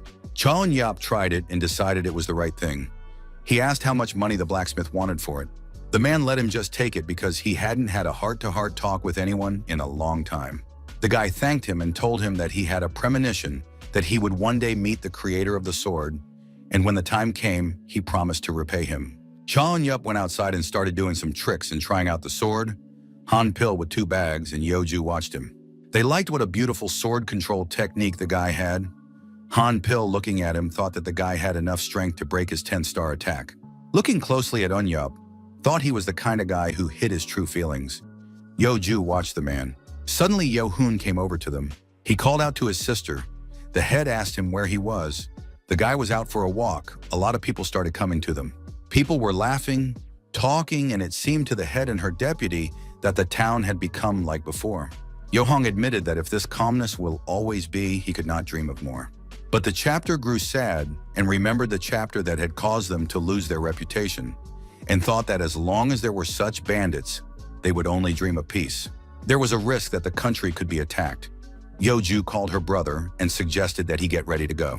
Han Pil and Cha Eun-yeop were sitting together with his brother and sister having a drink. The man turned to the guy and said he saw Cha Eun-yeop mastering the sword technique. The blue-haired man confessed that he had never seen a sword handled like that, laughing and dancing. That time, Cha Eun-yeop had disobeyed the man and fought with his bare hands. But now the man was sure that the boy had realized how important the sword was. He asked if he would listen to his advice now. The guy didn't think the bear would be handing out martial arts advice to him. The head looked at them. With a cough, she interrupted their conversation and informed them that it was time for them to get ready for their trip.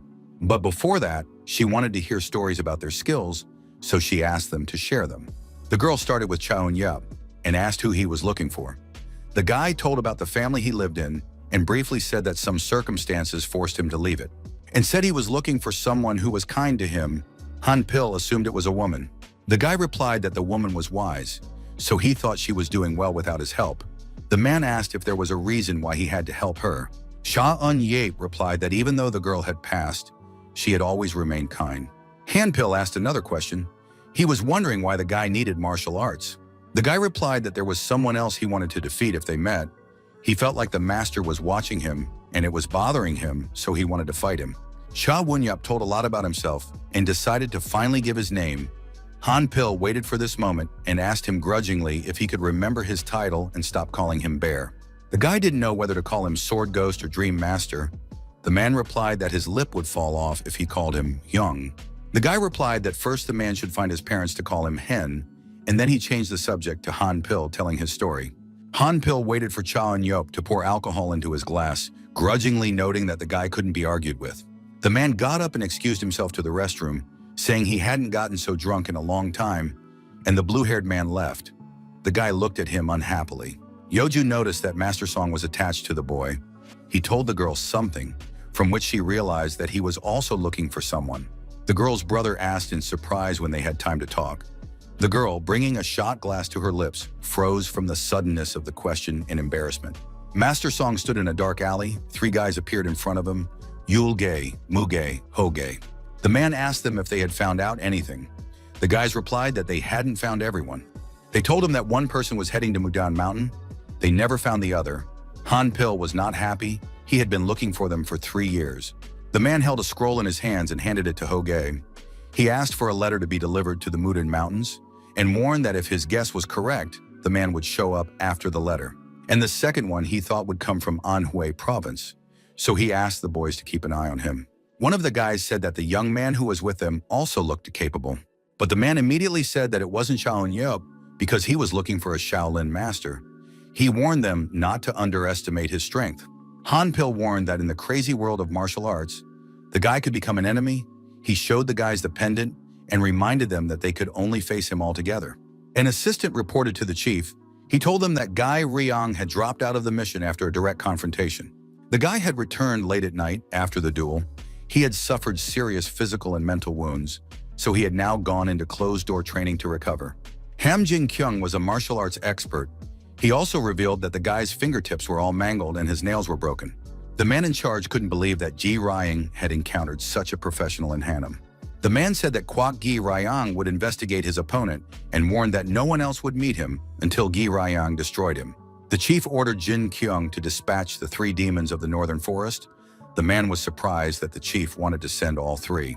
The man replied that one failure was enough for them. The price of a second mistake would be too high.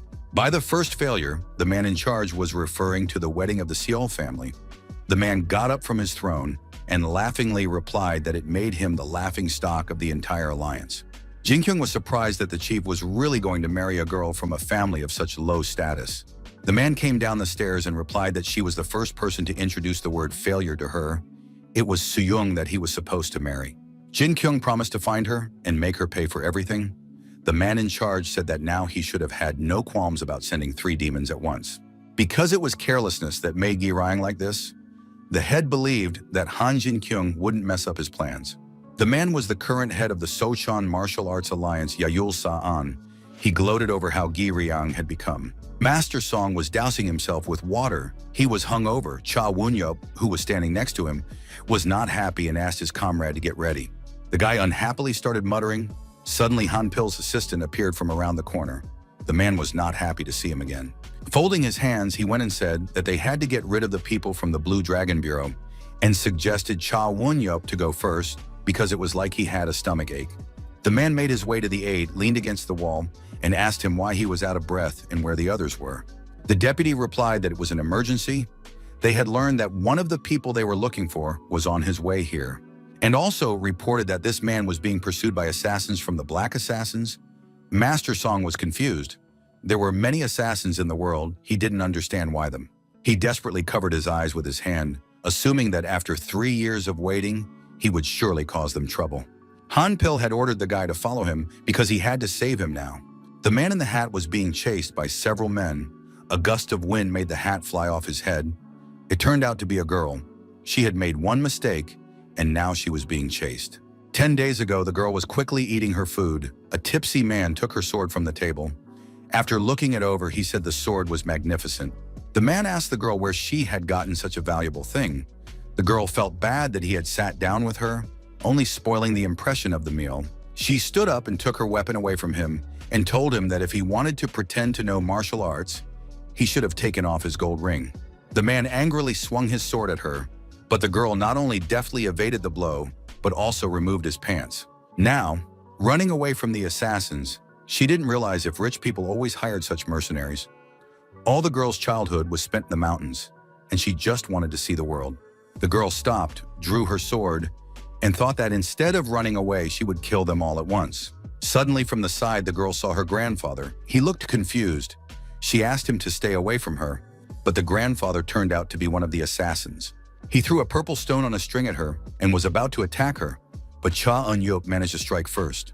The girl shouted who he was. The guy didn't answer but started fighting the assassins at once.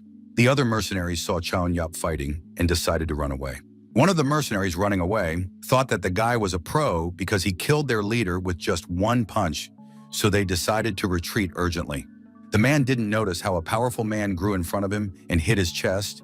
It was Master's son. He powerfully threw the mercenary away from him. Sinhead, seeing Cha Eun-yup, was surprised and asked what he was doing here.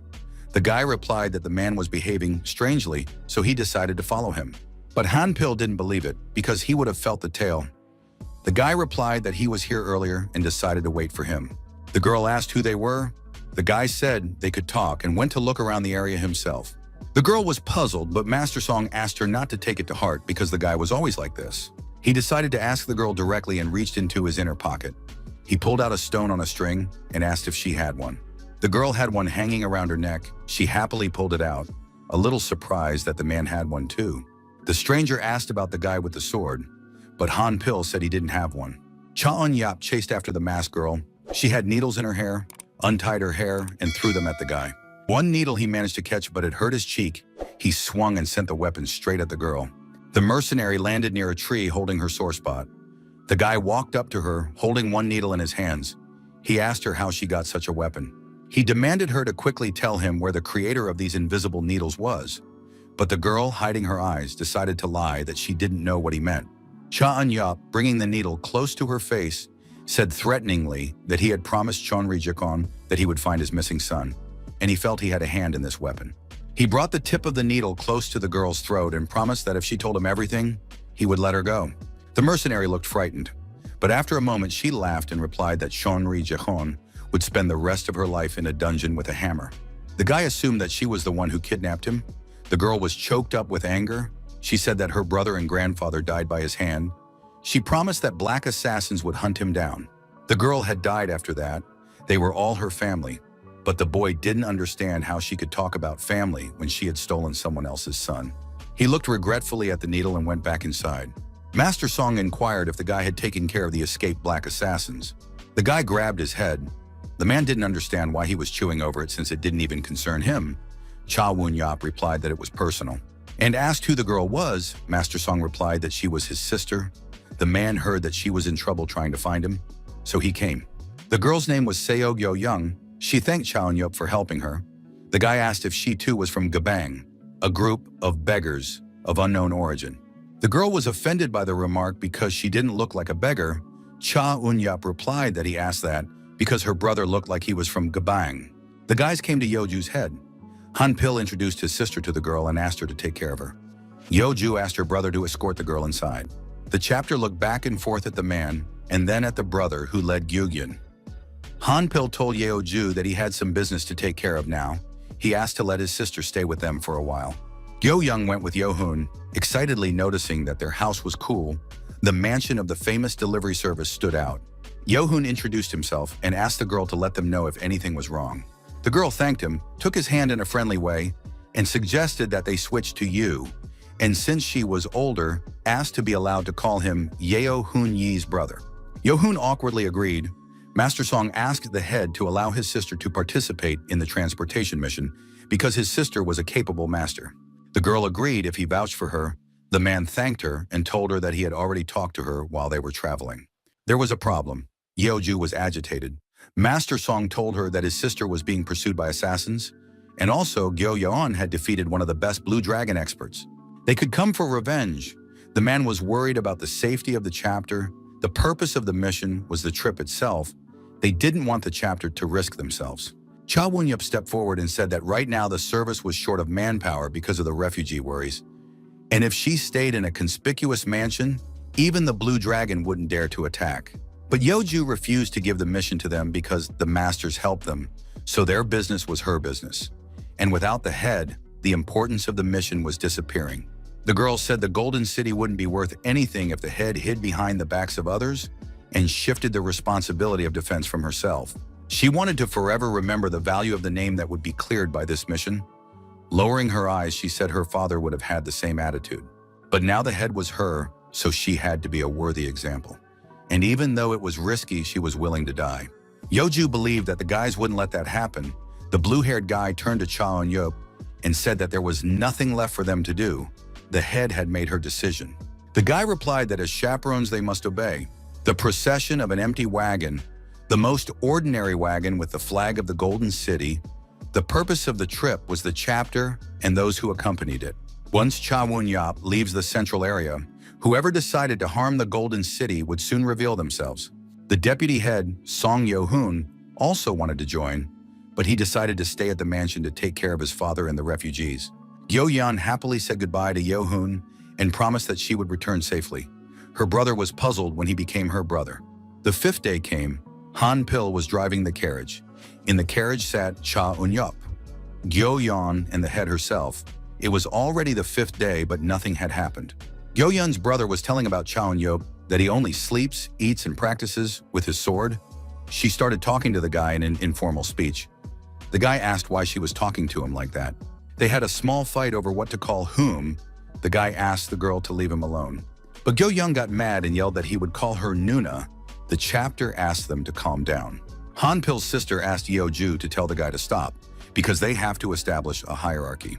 The girl was sure that it couldn't be left like that, especially by the time the chapter and her brother will get married.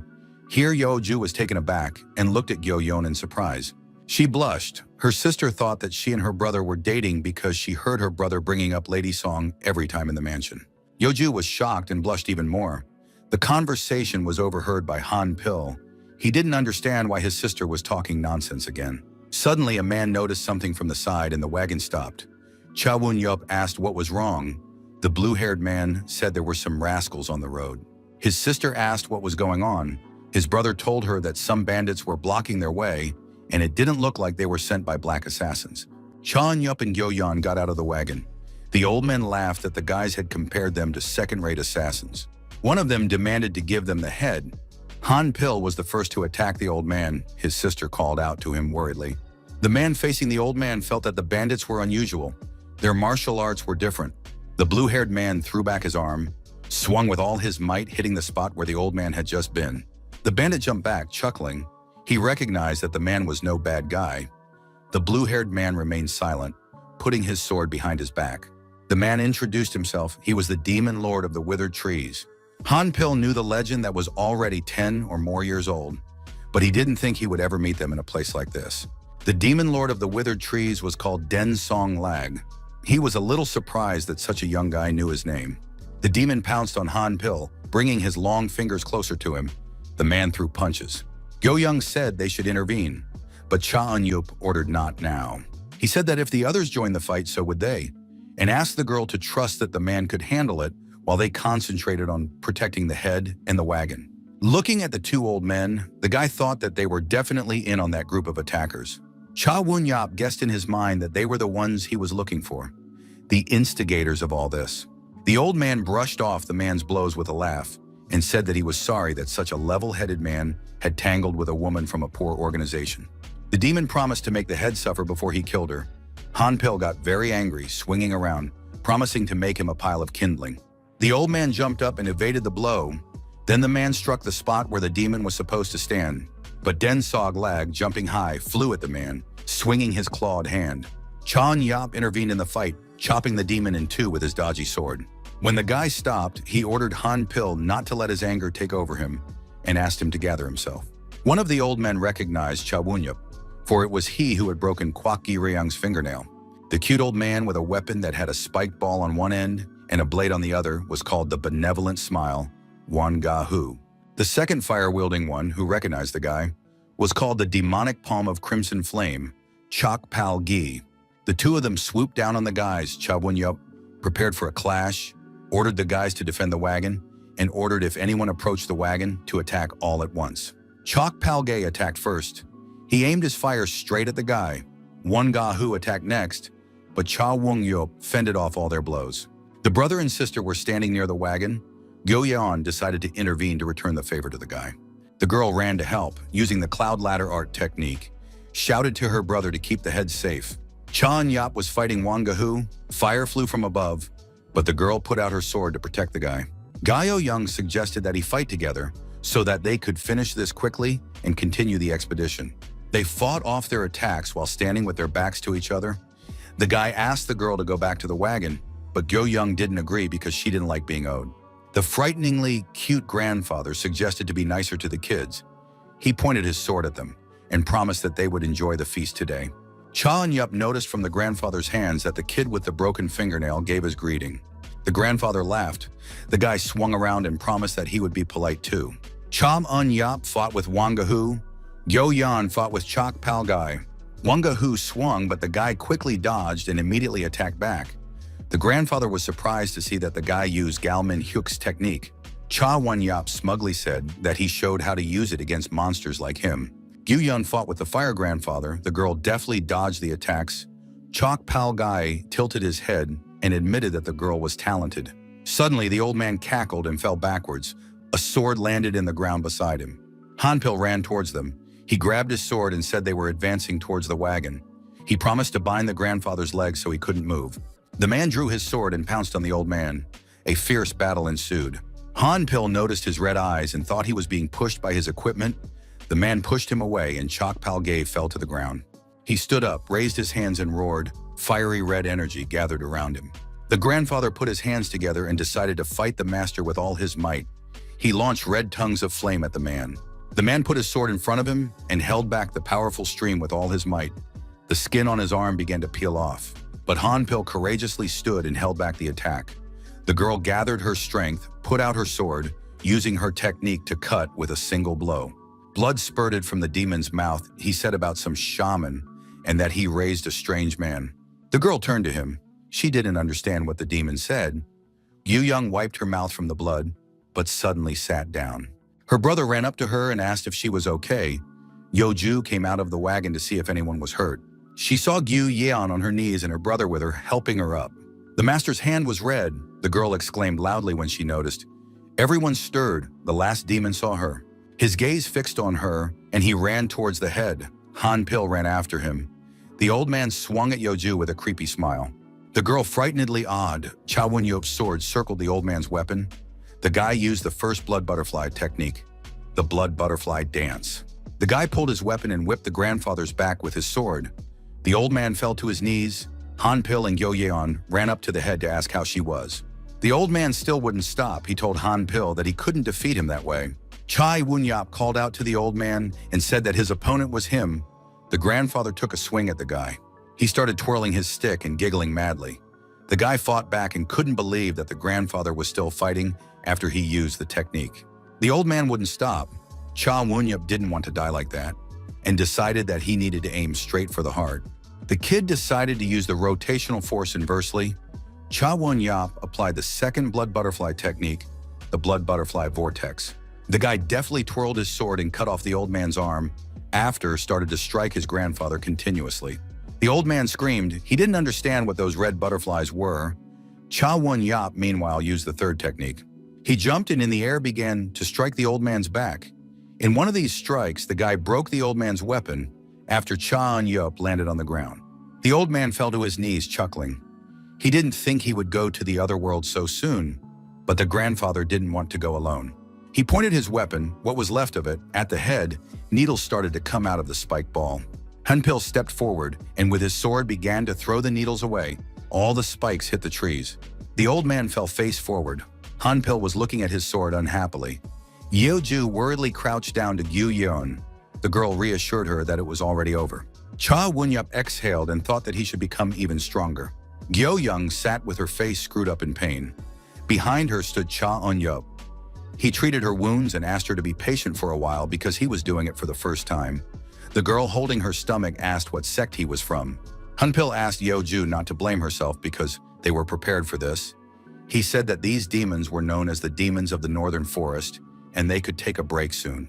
Suddenly, Hanpil heard the sound of wagons. 2 wagons were approaching them. Gu Yeon was wary that they could have been from the Blue Dragon Bureau, but her brother replied that they weren't. The wagons stopped and people got out of them.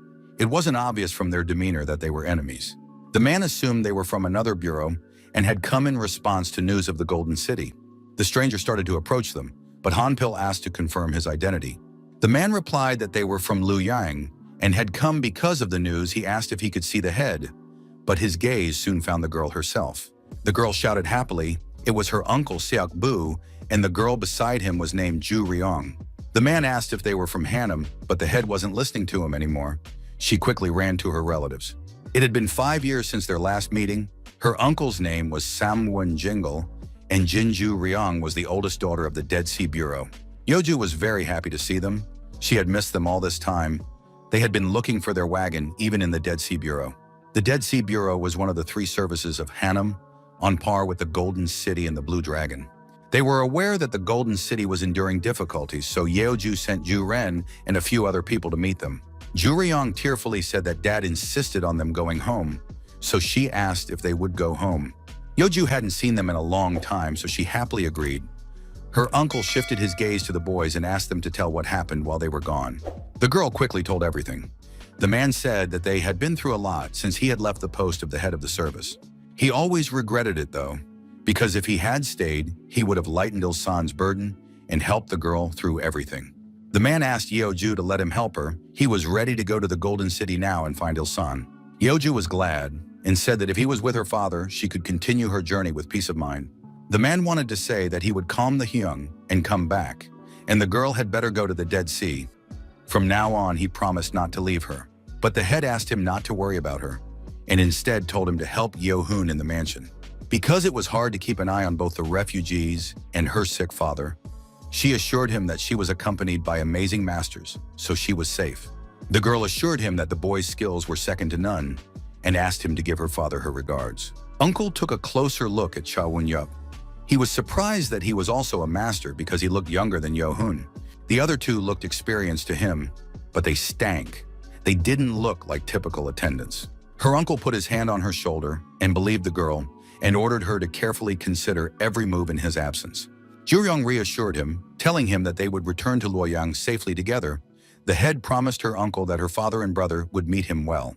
Jin Yutak, the eldest son of the Dead Sea Bureau, stopped to ask the stranger why he was following him. The stranger didn't answer right away. The boy assumed that he was in cahoots with those who were slandering the Dead Sea. The stranger advised him not to jump to conclusions and told him that he needed to introduce him to his elders today. Jin put up his fists and prepared to fight. The stranger also prepared himself and decided to end the conversation there. He respected the descendants of well-established families, so he ordered the boy to attack first. The man with the fan was Ju Jae-sung, the head of the Blue Flag Association, Black Turtle Pavilion. He was talking about the Dead Sea Bureau. He would prefer to use more active methods rather than backstage tactics. His assistant informed him that Chu Dal-hwa had managed to kidnap the eldest son of the Dead Sea Bureau. The aide's name was Mo Dae-min. He revealed that the son had managed to be caught when Jin Yutak was leaving early in the morning. The chief rolled up the fan, satisfied that Chu Dal-hwa was a good master. Mo Dae-min kneeled down and said that they would now negotiate with the Dead Sea with a valuable hostage. And now that the life of the head son was at stake, he wouldn't be able to refuse. But Ju Jae-sung wasn't happy that they would have to threaten. He didn't know what tactics his subordinates would use, but asked not to provoke them too much. Mo Dae-min smiled slyly. Yeoju arrived at the Dead Sea with everyone. The head asked them to wait for a while she said hello. Ju Ryong was glad that her sister had arrived because it had been a long time since they had met in this house. Excited servants rushed past them. Ju Ryong worriedly asked what was wrong.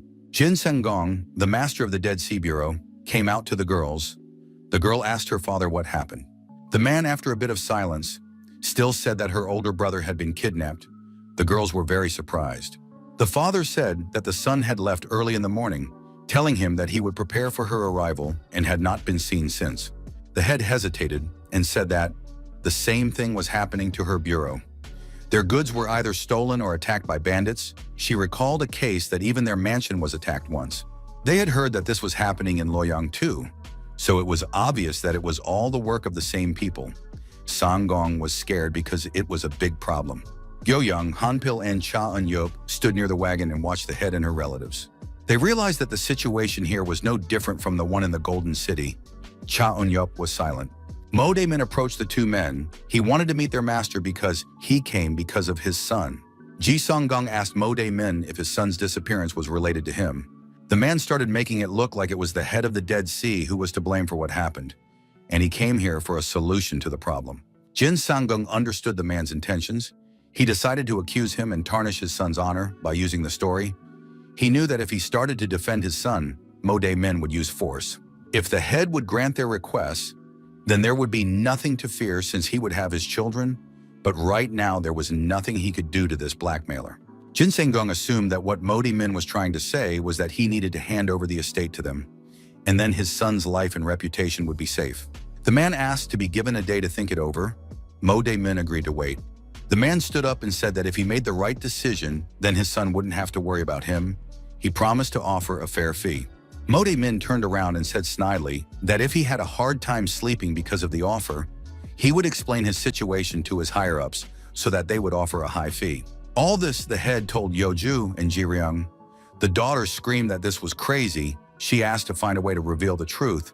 After all, they had to save her brother. Yeoju held her sister. Her father said that this was what they wanted. If they used force, they would only put Yu's life in danger. The girl was upset, but was willing to give up everything to make sure her family was okay, and she figured they would find a house. Cha Woon-yap came to them and told them to make a contract. The guy said that if Mo Dae-min came back and asked for a contract, they should have told him to bring their son to the specified place. After they would agree without suspecting anything, he also asked to let him escort them to the place. The head didn't like it. He was sure this was not a situation they could take part in. The boy plucked a leaf from the tree and said that he himself didn't like to get involved in other people's squabbles, but this one might have had something to do with the enemies he was pursuing. This deal could help him achieve his goals. Cha Eun-yup threw the leaf and used his energy to chop it into several pieces. Everyone was shocked. The guy said he thought he could help the chapter save his son. Ju-ryung asked how many total pieces it got. Gyo-young was not happy. Her brother explained to her that Cha Eun-yup had observed her technique too fast, so he was able to repeat it. The girl was infuriated, but she was impressed by his strength. Yeoju asked her uncle to trust her and listen to the guy's advice, because thanks to him, their city was out of crisis. The head of the Golden City believed that the guy could help them too. Ji Sang-gong agreed and said that the man would be back tomorrow night. And now he asked them to tell the plan. Cha Eun-yup replied that they needed to meet at the appointed place. Ji Sang-gong and Kyo-young ended up going with the guy. They met with 3 men. The head said they would send 2 of them, and once the contract was handed over, they would have to send his son to them. The man said that they don't trust them since they're sending as many as 2 chaperones to them. But Ji Sang-gong replied that they were using questionable methods, so he didn't trust them. Mo Dae-min smiled and promised that his men would take good care of his son and asked them to follow him. Yeoju asked Han Pil why the young master decided to take his sister with him. The man assumed to return the hostage. She was fast and well-oriented. The guys will try to find their main men. Mo Dae-min was scared running through the forest. He let his guard down, thinking that the 2 of them could be easily defeated. But the guy realized that the head of the Dead Sea had circled around them, having such a skilled fighter at his command. He was glad that at least he could repel the light attacks. He needed to warn the boss soon. Mo Dae-min was already sweating all over. He decided to use the flare. Suddenly, Cha Eun-yup appeared from behind. He hoped that Mo Dae-min was running to his higher-ups. The guy looked at him fearfully. In the next second, Cha Eun-yup killed him. He looked in the direction the guy was running. There was a mountain in front of him. He assumed their main ones were there. Cha Eun-yup decided to explore everything after sunset. The guy took the contract from him and read it. He decided that since they were willing to pay in gold coins, there were no ordinary people there at all. He put it to himself and thought that since all the negotiators were quiet, these guys wouldn't be hiding. Cha Woon-yap also hoped that Gyo-young was following his plan. The son returned home a little battered but still alive and well. Gyo-young was with him. The father was happy to see his son and hugged him. Han Pil went over to his sister and asked what was wrong with Cha Woon-yup. Yo-young didn't tell him anything. She turned to the head and said that they needed to start preparations. Yeoju didn't understand what kind of preparation she was talking about. Yo-yeon replied that it was Cha Eun-yeop's plan. He told her that there would absolutely be an attack at night. Jin Yu-tak thought that there would be an attack from his kidnappers, but the girl herself didn't know all the details. But Cha Eun-yeop was still there trying to find the kidnappers' lair. Yo-young told them that if Cha Eun-yeop was there spying, the enemies would launch a full-scale attack. They were prepared too, and Yo-young was sure she wouldn't be surprised if the kidnappers came with reinforcements. The girl turned around and motioned for everyone to get ready. Han Pil thought it would be hot if guys like that clawed guy showed up. The enemy head had already been reported that all the members of the negotiations were dead. The servant replied that the battle was at the specified location. Ju Jae-sung, bringing the fan to his chin, thought that they had all planned this from the beginning. He ordered to gather everyone and attack the Dead Sea Bureau at night. He realized that the opponents were looking for their main base, so he said that they should attack early. But suddenly Cha Eun-yeop appeared and said that it was already too late because he had found their base. Everyone got excited and started asking who he was, but the main man yelled for them to follow orders. Cha Eun-yeop came down to them, immediately attacking the main man. Ju Jae-sung closed in with a fan. The chief yelled at the guys not to stand pillar. The subordinates immediately obeyed. Ju Jae-sung promised to kill the guy painlessly if he revealed his motive to him. But Cha Eun-yeop wouldn't reveal anything to him and said he should be the one asking the questions. The man in charge got angry, attacking, started threatening that he would make him answer. The man thought he got the guy, but Cha Eun-yeop was no longer there. He was behind Ju Jae-sung and asked about Yahello's Sa'an. The man aimed the Golden Thunder fan technique at the guy. Several fans flew straight at the hero. Cha Eun-yeop, all the fans were able to avoid. Ju Jae-sung thought that even if the guy had been practicing martial arts since childhood, but he hadn't practiced it for more than 20 years. But he didn't understand how a guy reached such a level at such an age. The man decided to end it all in one blow. He swung the fan and shouted that the person the guy was looking for was not the kind of person that could be negotiated with. He directed his energy at Cha Eun-yeop. The guy stood her up and started to apply his second blood butterfly technique. A whirlwind of bloody butterflies flew at the man. Ju Jae-sung screamed. The guy, like lightning, ran at the man and with his whip gave a fatal blow. The man fell to his knees. The guy ordered him to spill everything he knew. Ju Jae-sung admitted that he didn't expect to meet such a master, and since the kidnapping idea was his, he only agreed to answer one question, no more. The guy asked if he knew Seol Soo-young. The man replied that he had never heard the name and collapsed on the floor. Cha Eun-yeop so knew that the girl was good at hiding. Now that he knew everything he needed to know, he decided to return to the Dead Sea Bureau. There was a battle in full swing.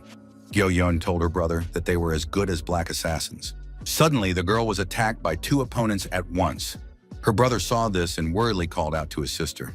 The opponents launched an all-out attack. The guys were surrounded. The man thought that Cha Eun-yeop had stirred up a hornet's nest. Suddenly, a man appeared from above and jumped right in front of Han Pil. He ordered everyone to step back and promised that he would handle it himself. The guy had iron claws. When the blue-haired guy saw them, thought of Gui Ryung, but he still thought this guy was better. The cocky guy said he would take care of them and suggested Han Pil to go out alone. He agreed. The opponents ran at the girl. The guy with the claws killed one, but the rest broke through. Yu-yeon spotted them. Her brother was excited and already wanted to run to her aid, but the claw guy wouldn't let him. He clanked his weapon on the man's sword, angrily asking where he was going. After all they had agreed one-on-one, Han Pil swung at him, but the unknown man repelled the attack with his claws. Han Pil wasn't a bad master, but he wasn't a genius. And on top of that, he needed to keep an eye on his little sister. Yu-yeon suddenly called out to young Master Jin. The guy had fallen down and risked being mortally wounded by the enemy. The girl brushed off the attack and urged him to get up sooner, but the guy couldn't get up anymore because the enemy was looming over him and aiming his sword straight at his neck. Jin restrained him as best he could. Han Pil was distracted by the young Master Jin and was wounded in the side. Claws unknown dug right into his ribs. The boy asked the man to concentrate on him and not to worry about the others, with the claw informing him that the Dead Sea Bureau would disappear. Han Pil was already wishing Cha Eun-yeop was with them because they weren't obviously failing. Yo-yeon was able to come to Jin's rescue. She killed the attacker, but they were surrounded. One of them shouted that it was over, but finally Cha Eun-yeop came. He killed the man with one punch. The girl helping Jin grudgingly asked why he couldn't show up sooner. Han Pil noticed him too, along with the clawed stranger. The guy was swinging his whip. Jin thanked the master, for it was only because of him that he was alive now. The clawed guy looked at Han Pil and realized that he and the girl were brother and sister, so he looked at Cha Won-yup and assumed that he was also their brother. The guy was also looking at the stranger, the drawing on his forehead and iron claws, and he also realized from his movements that the guy had been in business for a long time. He remembered that from the Seal family, that they were fists with dragon claws, the same kind of weapon Sanmi used. Cha Won-yup was happy to finally meet him, and since the guy was one of the Chan family's warriors, the guy ordered him to attack with all his might. The unknown guy with claws was surprised that Cha Won-yup knew about them. He thought he should catch him first. But suddenly he felt himself being attacked from behind. It was Han Pil. The guy quickly turned around and blocked the blow with his hands. The man gloatingly returned his phrase that now the guy wasn't concentrating on him. The clawed guy was surrounded. Cha Won-yup swung his sword and hit the whip right into the kid's side. Han Pil was attacking him from the other side, but the guy put out his claws just in time. The kid was thrown away from them. He wanted to attack, but Cha Won-yup interrupted him and said he was better than the man with the fan. The unknown man immediately stopped, hearing the familiar description. Cha Won-yup assumed that the guy with the claws knew more than that man. Cha Won-yup ordered him to tell him everything the man knew about Chung Sun-mi. Claw Guy angrily asked how the man knew that name. He stood up and decided that when he defeated the guy, he would find out who he was. Cha Won-yup drew his sword and proposed a deal. If the clawed man won, he promised to let him go. But if he won, he would let the clawed man go when he got all the answers to his questions. Han Pil noticed that there was something different about the boy. He assumed it had something to do with the Chan family. Claude agreed to this arrangement, and they started fighting. Han Pil holding his injured side, he thought he could have left this guy for Cha Won-yup. He decided to help his sister and young Master Jin with the rest of the opponents. Cha Won-yup attacked the guy, but the guy fended off all attacks with his claws and used them to strike back, but missed. The clawed guy recognized that Cha Won-yup was strong, but thought that he was still no threat to him with his sword technique. The stranger pointed his claws at the guy, but Cha Won-yup threw them all away. Then he pointed, then claws downwards, but the hero jumped up. In the air, he said that the guy was overestimating his abilities since he thought he could win like that. Waving his whip in the sky, promising to retrain the clawed man, red butterflies swirled around him. A beautiful wave from the whip flew straight at him. Cha Won-yup applied his bloody butterfly technique.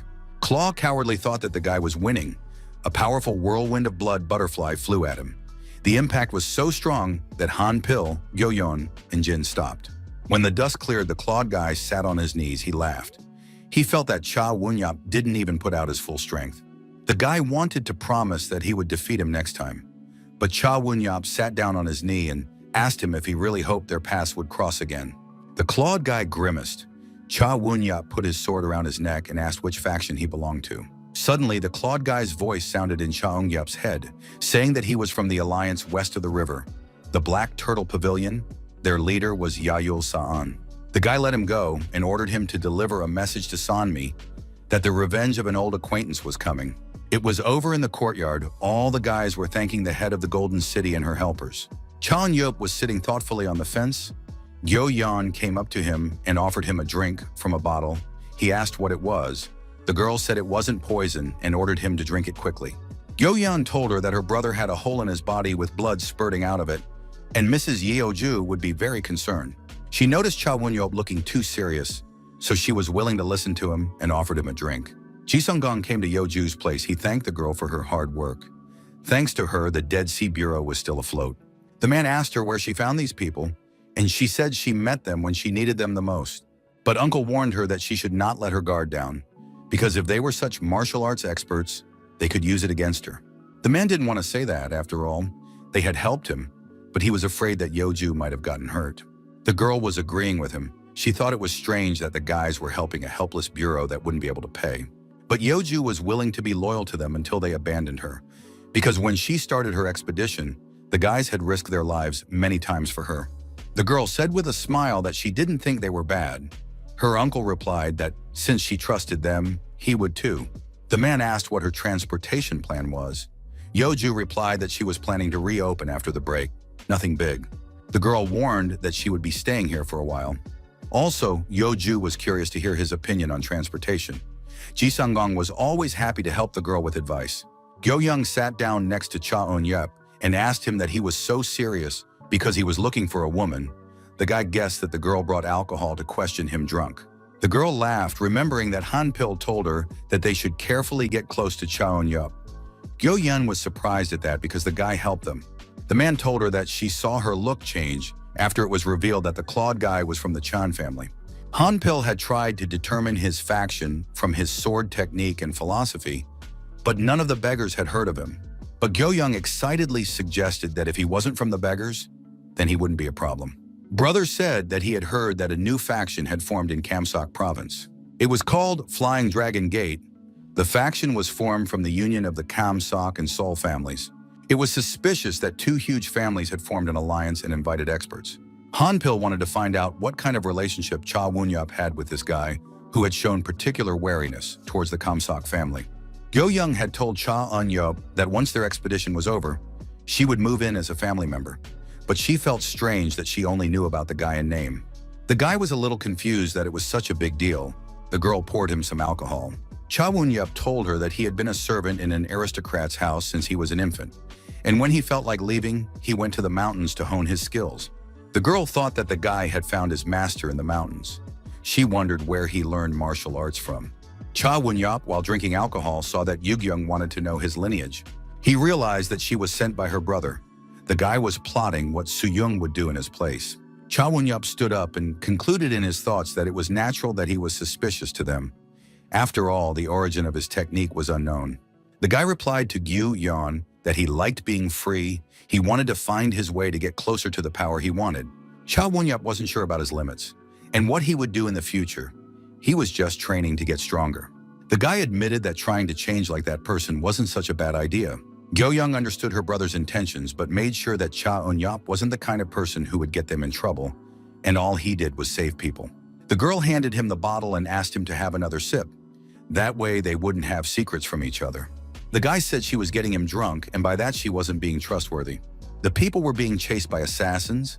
There were 5 enemies. These people were exhausted from the 5-day chase, so they took a short break. But the poor people couldn't think that they would be caught up so quickly. There was an exit from the forest ahead, but the way to it was blocked by bandits. There was a man standing on a rock. It was Soo-bom. He was watching them with an evil face. The youngest called her brother and sister. Her brother asked Bo-hyang not to be afraid and promised to protect her. After an altercation, the chief of the Flying Dragon Gate sect ordered his subordinates to kill the boys. But suddenly Soo-bom's voice came from the cliff. He heard about the Flying Dragon Gate sect. The chief turned to him. The guy towered above them. Everyone was alarmed and asked who he was. Soo-bom asked what was the name of the head of the Flying Dragon Gate. The guy promised to kill the bandit leader if he didn't tell him everything. The guy only laughed at him. Soo-bom drew his sword and used the 7 flowing blades technique to kill all of his subordinates. The leader was lying on the ground, looking at Soo-bom fearfully. The guy came closer and once again asked about the sect leader. The guy put the bloody sword blade to his neck. The bandits stammered and said that they only received orders from their superiors, but no one had ever seen their faces. But the bandit narrated that they only knew the names of the pavilion masters, Sol Sadeok and Jang Pil-young. Soo-bom was surprised to hear these very familiar names. The guy knew so. He inquired. This faction was formed by the merger of 2 families. After all the questions, the guy ordered him to leave and promised if he came back, he would kill him. The guy quickly slipped away. The brother and his 2 sisters thanked Soo-bom. The guy replied that it was better for them to move to a safe place now. The brother introduced himself. They were all from the Sop family in Kamsok. His name was Sop-bo. But the guy didn't finish. His sister was very hungry. Soo-bom caught 1 rabbit, but it wouldn't be enough for them, so he suggested they go to the nearest inn. The guys were sitting in the inn. The younger sister was eating noodles. The older sister was a little worried. She looked at Soo-bom and thought that she was now eternally indebted to him, but she was uneasy. Their atmosphere was so tense that it was hard to even make conversation. The younger sister asked how the guy was related to the Flying Dragon Gate sect. Soo-bom answered her that he wasn't directly related to the sect, but he needed to know something, and also told them that if they knew something, he would welcome the information. His brother told him that in Kamsok, the Chan and Seoul families had united to stop the Flying Dragon Gate faction and declare their independence. They tried to make each family their own. Their SOP family was invited to join the new faction. But when their family refused, the faction ruthlessly attacked them. Their entire family, grandfather, father, and younger sister, were all dead. Only he and his two younger sisters, Bo Hyang and Bo Young, were left alive. The man said that they wanted to get to their uncle's house in Seonyong. The brother's name was Sop Bo Seong. He was the eldest son of the Sop family, Kumsak province. The boys were captured by enemies on the way. The sisters sat sad as they listened to their brother. Subium knew that the Sop family was one of the top 5 families in Kamsuk province. He didn't understand why this family was involved in the sect. Bosong asked the guy where he was going. The master replied that he was going to cite him where his masters were now. His older sister noticed that he was heading towards Qinghai province. She offered to keep them company until they reached their uncle's house. Subium was silent and suddenly heard suspicious footsteps. The opponents were already here. The guys were wary of his change of mood, and Bosum asked what happened. Subium stood up and told them that the bandits had sneaked into the inn. He ordered them to finish their meal and then leave as if nothing had happened because he didn't want the other guests to get hurt. The boys walked down the road in the dark, Bosum asking the master where they were and why they were here. Subium stopped and said that they would be out soon. At that very second, the sisters stared fearfully ahead. Ahead from behind the trees, bandits came out from behind the trees. There were many of them. They were led by the one that the guy took pity on and let go. The leader of this group asked the man if he was the man who killed their men. After the guy said it was definitely him, the leader pulled out his claws. The man pulled out the claws and said that Subium had interfered with their work, so they had come to kill him. Subium recognized the man's weapon and immediately guessed that the guy was from the Chan family. The guy formed blue flames of energy around him. He was very angry.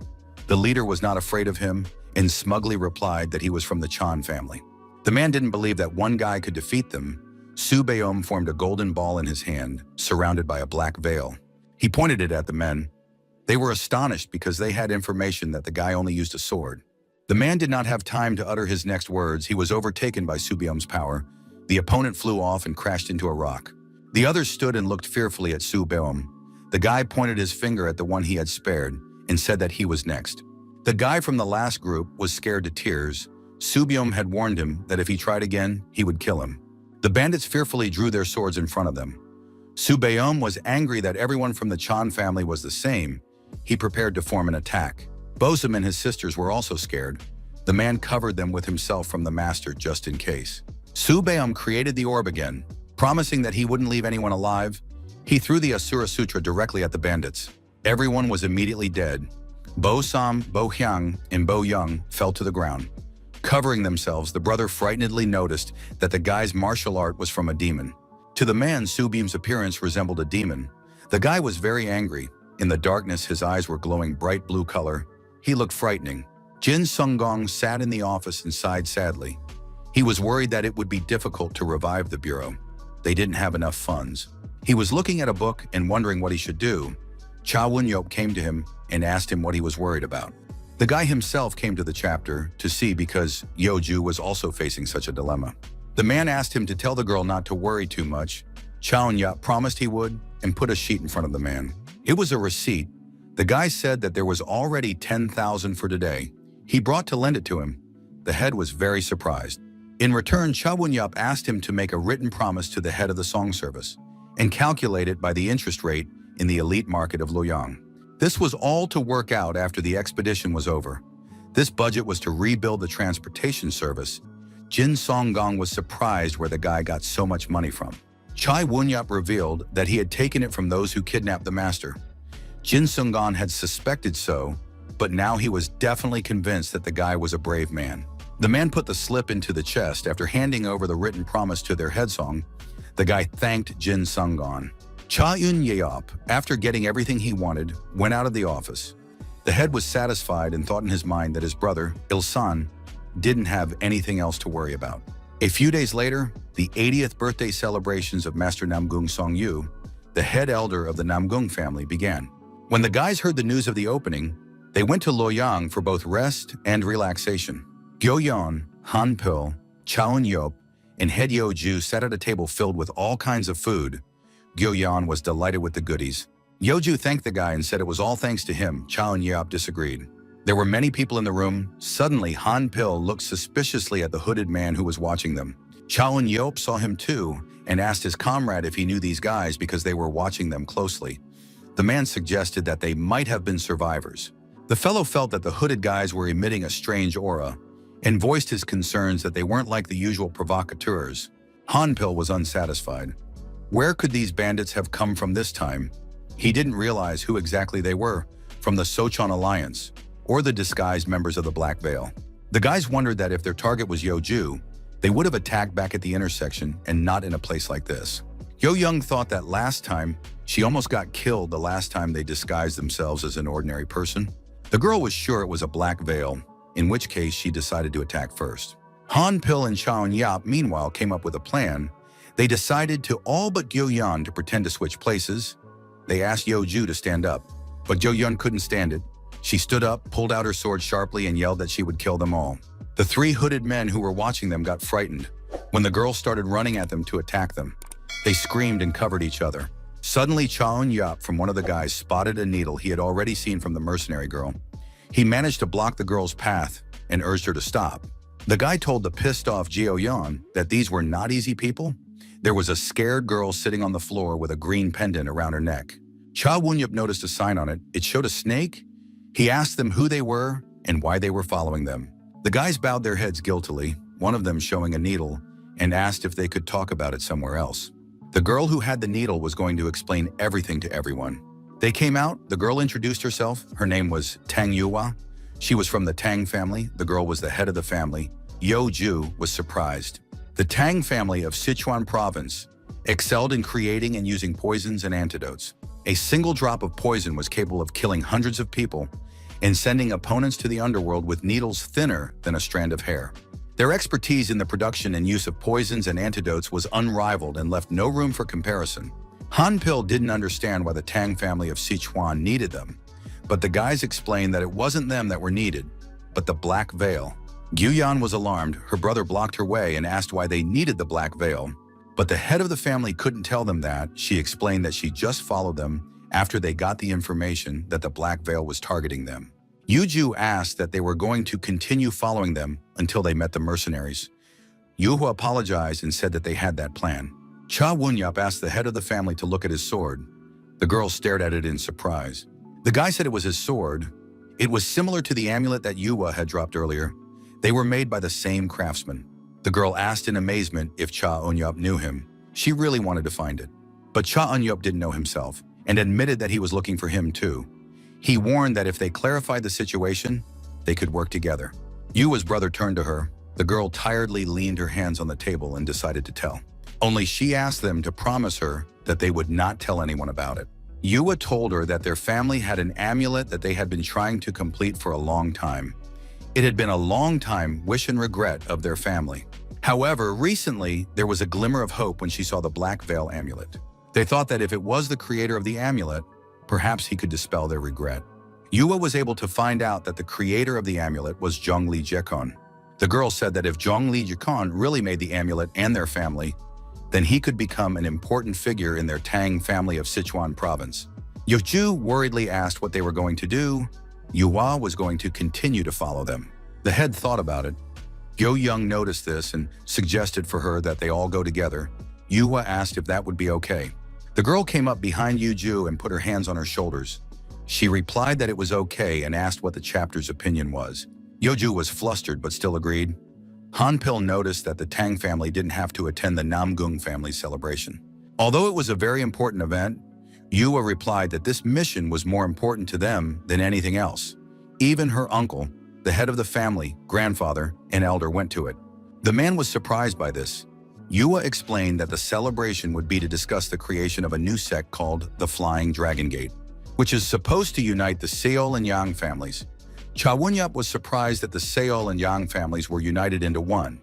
He angrily thought of Sanmi and the fact that she had taken control of the Seol family after all. In the basement, a dirty, disheveled man was sitting in the basement and making weapons. It was Zhongli Jechan, Doc Nagun, the deputy head of the Black Veil, approached him. The man asked the big man if he had finished the zipper arrow. The lightning arrow was like an ordinary lightning strike, a crossbow arrow striking the target with tremendous force, with explosive powder sprayed on the tip that detonated as soon as it reached the target. It took a technical expert to create a weapon of such caliber. Chong Li Yahan was suitable for this role. To them, he was a pathetic kid who had been brought here in pursuit of a woman. The guy sitting at work wondered what Gurman was doing. The man still couldn't tell that the girl was dead, so he lied to the lad that she was on a mission. He lied that she took his weapon with her and said she really liked it, so the guy would finish mastering the lightning arrow quickly. Poor Zhongli Jaishan miserably asked him to wait another 10 days. Doc Gun chuckled gloatingly. It was to his advantage that the guy was just making them a weapon. He was waiting for the lightning arrow to be ready so he could deal with Cha Won-yup and Han Pil personally. The deputy left. Jaekon remained seated, examining the arrow. He eyed the man suspiciously. Yuhua and her brother introduced themselves to the Yeoju family. The head of the Dead Sea, Jin Sanggong, also introduced himself and said he didn't think he would meet the Tang family from Sichuan province. Jin Yutak greeted the guys in a friendly manner. The old man suggested they continue their conversation inside. They went, but Yua decided to delay and called Cha Won-yup. She wanted to talk to him. The girl asked him about Jaekon. The guy told her that he learned about him from his father and decided to repay the sword by saving his son. Yua offered to take the guy by force. Cha Won-yup clarified if she definitely wanted to do that, the girl was willing to do anything for the good of the family. The girl lowered her head sadly. The guy remarked that Madam wasn't that type of person. Yua asked why he thought so. Cha Won-yup said that throughout his life, he had met many different people. In their eyes, he saw different things. But in her eyes, he saw a desire to defend the family's honor and a slight fear in the face of uncertainty that everything would end well. He thought that such people usually avoided serious problems and acted cautiously. Their head was the same. But Cha Won-yup had promised that if such a situation came up, he would keep his word. The girl noticed that the guy had honest eyes, and she already realized that it was impossible to deceive him. Yua thought about it and asked if that man decided to follow them, would he allow him to do so? Cha Won-yup replied that as long as they didn't force them to take him with them by tricking him. Cha Won-yup and Yuhua returned to the guys who were eating lunch at the table. An already groggy Han Pil greeted them. Yo-young asked where they had been alone for so long. Yuhua friendly replied that it was a secret. The girl pouring alcohol for Yuhua replied that since it was a secret with Cha Won-yup, it was hardly anything suspicious. Madame remarked that they trusted him. Jeo Yeon said that the guy was the one helping to make their services name known, and she just trusted him as a colleague. Gyo-yeon went outside. She was cold. Suddenly, she turned her head and noticed a crowd of people. They were recruiting volunteers, but suddenly she saw Cha Won-yup carrying a box along with Yua. The girl was surprised that he had such a strange outfit. She wasn't happy with what the guy's plan was this time. The deputy head tried out the lightning arrow. He liked it a lot. The subordinate informed him that their intelligence had successfully infiltrated the enemy bureau. Dong Nagong laughed gloatingly. Looking at the poor piggies he had tried his weapon on, he shouted that it was time to hunt. A few days passed. It was night. Steam was coming out of Han Pil's mouth, and it was noticeably colder outside. Gyo-young was pensive. Her brother asked what was wrong. The girl told him that Cha Won-yup was plotting something with the Tang family. The guy wouldn't let them come near and didn't say anything himself.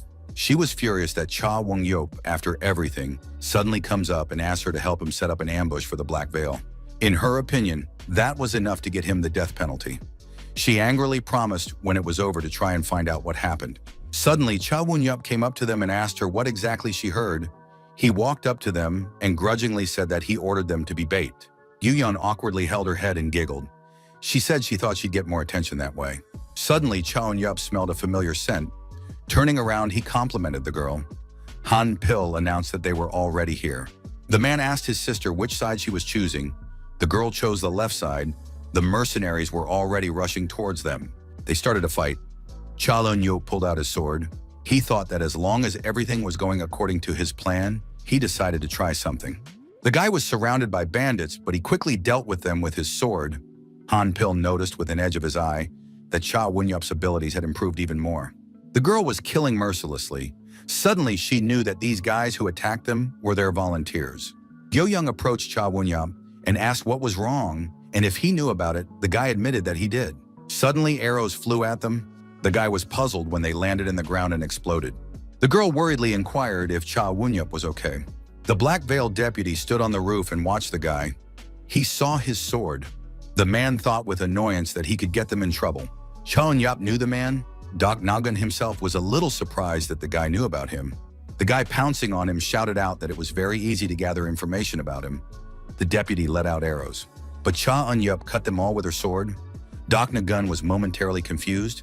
The guy almost got him, but he got away from the attack in time. But still the guy got him, and now there was a long wound on the deputy's chest.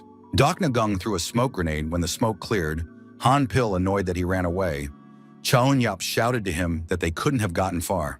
The guy rushed to catch up with him. Master Sung suggested he go together. Chaun Yap realized that he didn't just run away. Most likely Doc Nagun was in the mansion and the hideout. But he would have a hard time there too, because in the mansion were the Tang family and Yeoju. It was only when Yua, her brother, and the head got in Doc Nagung's way that a bang was heard from the side. It was Chaun Yap and Han Pil. They were rushing after him. Doc Nagun pulled out another weapon. He didn't think he would have to use it in a place like this. Jahan had crafted it. He handed the weapon to the deputy and said that his invention could be very effective against a large number of people. He threatened to use it to send everyone to the other side at once. He threatened a lot and promised to start with Cha Wung Yap because he had heard him. The man frantically threatened to make them all disappear, but the weapon in his hand exploded along with his hand. Everyone was shocked, especially Doc Nagung. Jahan had promised him that it was an unrivaled weapon, but now the deputy guessed that the guy had somehow found out about Gumran's death. Doc Nagun screamed frantically. Cha Un Yop attacked him and killed him with a single blow. A bald man was running through the dark forest. He saw Jeshan's invention explode in the deputy's hand. Now he was threatening to kill him. Yo Young approached Cha Un Yop and asked about his plan, and she was curious how he knew that spies had been sent to them. The girl asked him to tell him everything because she was dying of curiosity. The guy looked at Yuhua. The girl agreed to tell him everything. The Tang family hadn't lost sight of the black traders. Information had come to them that they had infiltrated various agencies and provinces as mercenaries. Therefore, Yuhua assumed that the Black Veil was serious about them.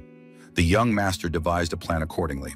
They created a reagent that helped detect traces from extremely poisonous substances. Its fragrance could be recognized 1,000 miles away. Because of this, they made the mercenaries sign with their own hands with a brush dipped in this reagent. The black merchants mainly used the deadly poison, which was nicknamed soul-destroying blood poison. The assassins themselves received a small dose of the poison daily to get their bodies used to it. When they touched the brush with the reagent, a faint glow was formed that allowed them to anticipate their movements in advance. They then spread this fragrance 1,000 miles away, chasing on the heels of the Black Veil. It was easier for them to attack when they were all bait. Such a plan was born by itself, so Yua apologized. Suddenly, Yo Young remembered that her brother had smelled the scent. The man now understood everything. Cha Wunyup said that they could now follow the trail of the runaways and go to their main base to rescue Jejung. The girl had used the scent to see the path. She informed the guys that she had sensed which direction they should go. Cha Wunyup asked everyone to hurry up. Yuhua had to lead them in the right direction. The boy and girl rushed ahead of everyone. Yua informed Cha Wunyup that the scent was becoming more pungent.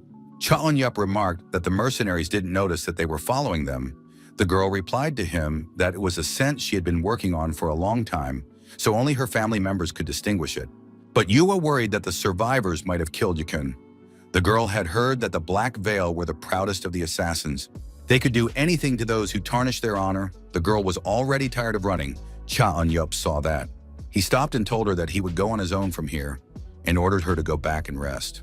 Yua had spent many nights preparing the medicine, but she hadn't made reagents, so she should be fine. The guy calmed her down and told her that he wouldn't take away by force the person she cared for. The first time they met, Cha Wun-Yape sensed the girl's sincere feelings for that person. Yua decided to trust him. She reached into her inner pocket and took out a potion bottle. It was a drug that could make the guy more susceptible to the scent. Cha Wun-Yup took it in his hands. The girl begged exhaustedly to save Jacon. The blacksmith was already being bullied by the bald man in the Black Veil. The guy only laughed because since the man was taking out his anger on him, his plan had succeeded. The bald man was angry and threatened to kill Jekon. His mouth was bleeding, and he urged the man to kill him. But the bald man, bringing the tip of his sword closer to him, replied that it was pointless to kill him now. The man promised to kill him very slowly and painfully, and he wanted to start with his fingers. Cha Wun-Yup came to the rescue in time, his bloody butterflies immediately flinging themselves at the mercenary's face. Cha Un-Yup stood next to Jekon. He was glad he had finally found him. The blacksmith himself, seeing the soft sword in the guy's hands, recognized him immediately. The lad introduced himself and said that he had come to fulfill a promise he had made to his father. Jishan was surprised, but he didn't know how to go back. After all, He left his elderly father after losing his head over a woman. He was ashamed. Chanyup, swinging his sword, said that everyone makes mistakes, and wise was not the one who didn't make mistakes, but the one who learned from them. With a soft sword, the lad broke the chain on Jekon's leg. He promised the lad that he still had a chance, holding out his hand to help him stand up, asking him not to miss it. The old man dropped the hammer from his hands. In front of him was the shaggy and frazzled missing son. He was trembling all over. They embraced and fell on their knees. The grandfather asked his son where he was and why he had returned only now. The big man could not answer anything because he was crying. Now the boy repaid the old man. Coming out of the armory, he noticed Yuva, who had come to meet them. The old man and his son came out to them. The man apologized. The son wiped his tears. The blacksmith saw that the lad was about to leave and anxiously asked how he could repay him. But Cha Eun-yop had already received his reward, the sword. The old man took his hand and thanked him, and then inquired about the young lady with him. The girl introduced and said what family she was from. The grandfather was surprised. He knew what her family did. The old man snickered and asked what she needed from them.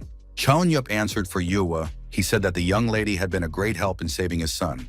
The man laughed. He didn't even know about it. Yuwa folded her hands in a respectful gesture and said it was her duty. Yuwa informed her grandfather that she had come about the master. Young Lady Tang spoke honestly about everything that had happened so far. Yuwa promised to treat the old man's son as a nobleman, and if his son didn't mind, they were willing to provide protection for him. Cha Eun-yop told the master that as long as his son's talent did not fade, people would continue to persecute him like this in the future. So he convinced the old man that sending the lad to a safe place was a good solution, somewhere where his talent would be respected and safety guaranteed. Jehon looked at his father in anticipation. The old man understood what the boy was saying, but it was not his decision to make. Jehon snickered and said that he had dishonored his father with his actions in the past, so now he was willing to do as his father said to avoid the same mistakes. The grandfather looked at his son. Yuwa said that she also creates weapons, so she realized the value of the talent his son possessed. The girl was honored to work with the young master, so she asked if he would give her the opportunity. The old man was silent for a moment, and then said that if she was sure her opinion of him would not change, they could take his son. After hearing this, the girl, happy to call the man her father, thanked him for his trust. She promised to do everything in her power to help the young master. Cha Eun-yop, watching them, realized that no one thought as much of Jeshon as the young mistress. The guy turned around to leave. Jekon stopped him. Cha Eun-yop stood up. He waited to see what he would say to him. The guy kneeled down and said he thought he was a monster. All he knew was how to handle a hammer, so he was going to die that way. Jejung admitted that when Cha Eun-yop cut his chain, it was like he was reborn as a human. Yuwa sat next to him, supporting him. The girl continued for him and said that Yekon wanted to honor him as a named brother. Cha Eun-yop didn't know what that meant. But then he got angry and shouted that the guy should go to the Tang family, and if he wanted to have an affair with him, he wouldn't get anywhere. The old man explained that his son felt a strong, brotherly love for him, but the guy didn't like it. He didn't want the guy to bond with him as a named brother. Because he was afraid that this attachment could cause a lot of trouble, he was sure that they were making the man weak. Cha Eun-yop clenched his hand into a fist with anger. He had helped him because of this freedom from attachments, and he was asking to do such a stupid thing to him in his opinion. The boy, looking at Yehon, who was kneeling, remembered how the great young master had treated him like his little brother. Cha Eun-yop had thought at the time that he was trying to use him for the sake of Miss Su Young, but Su Bum knew everything. In the end, the guy decided to bond them. As Jekon made a sword, his bloody butterfly technique was completed. He asked him to extend his hand. He used the sword to cut his hand in himself and join their wounds together. They were now blood brothers. Cha Eun-yop swore to anyone who dared to touch Jekon to chase him all the way to hell and kill him. The boy bandaged his wound after all the rituals. Yakon Yuhua helped with his wound. Two men came in to see them. They were Yuwa's grandfather and uncle.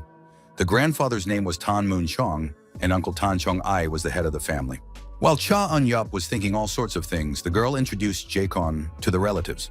Cha Eun-yop was riding in a carriage with Yuwa's grandfather. Moon Chun asked the guy where his brother-in-law's brother was.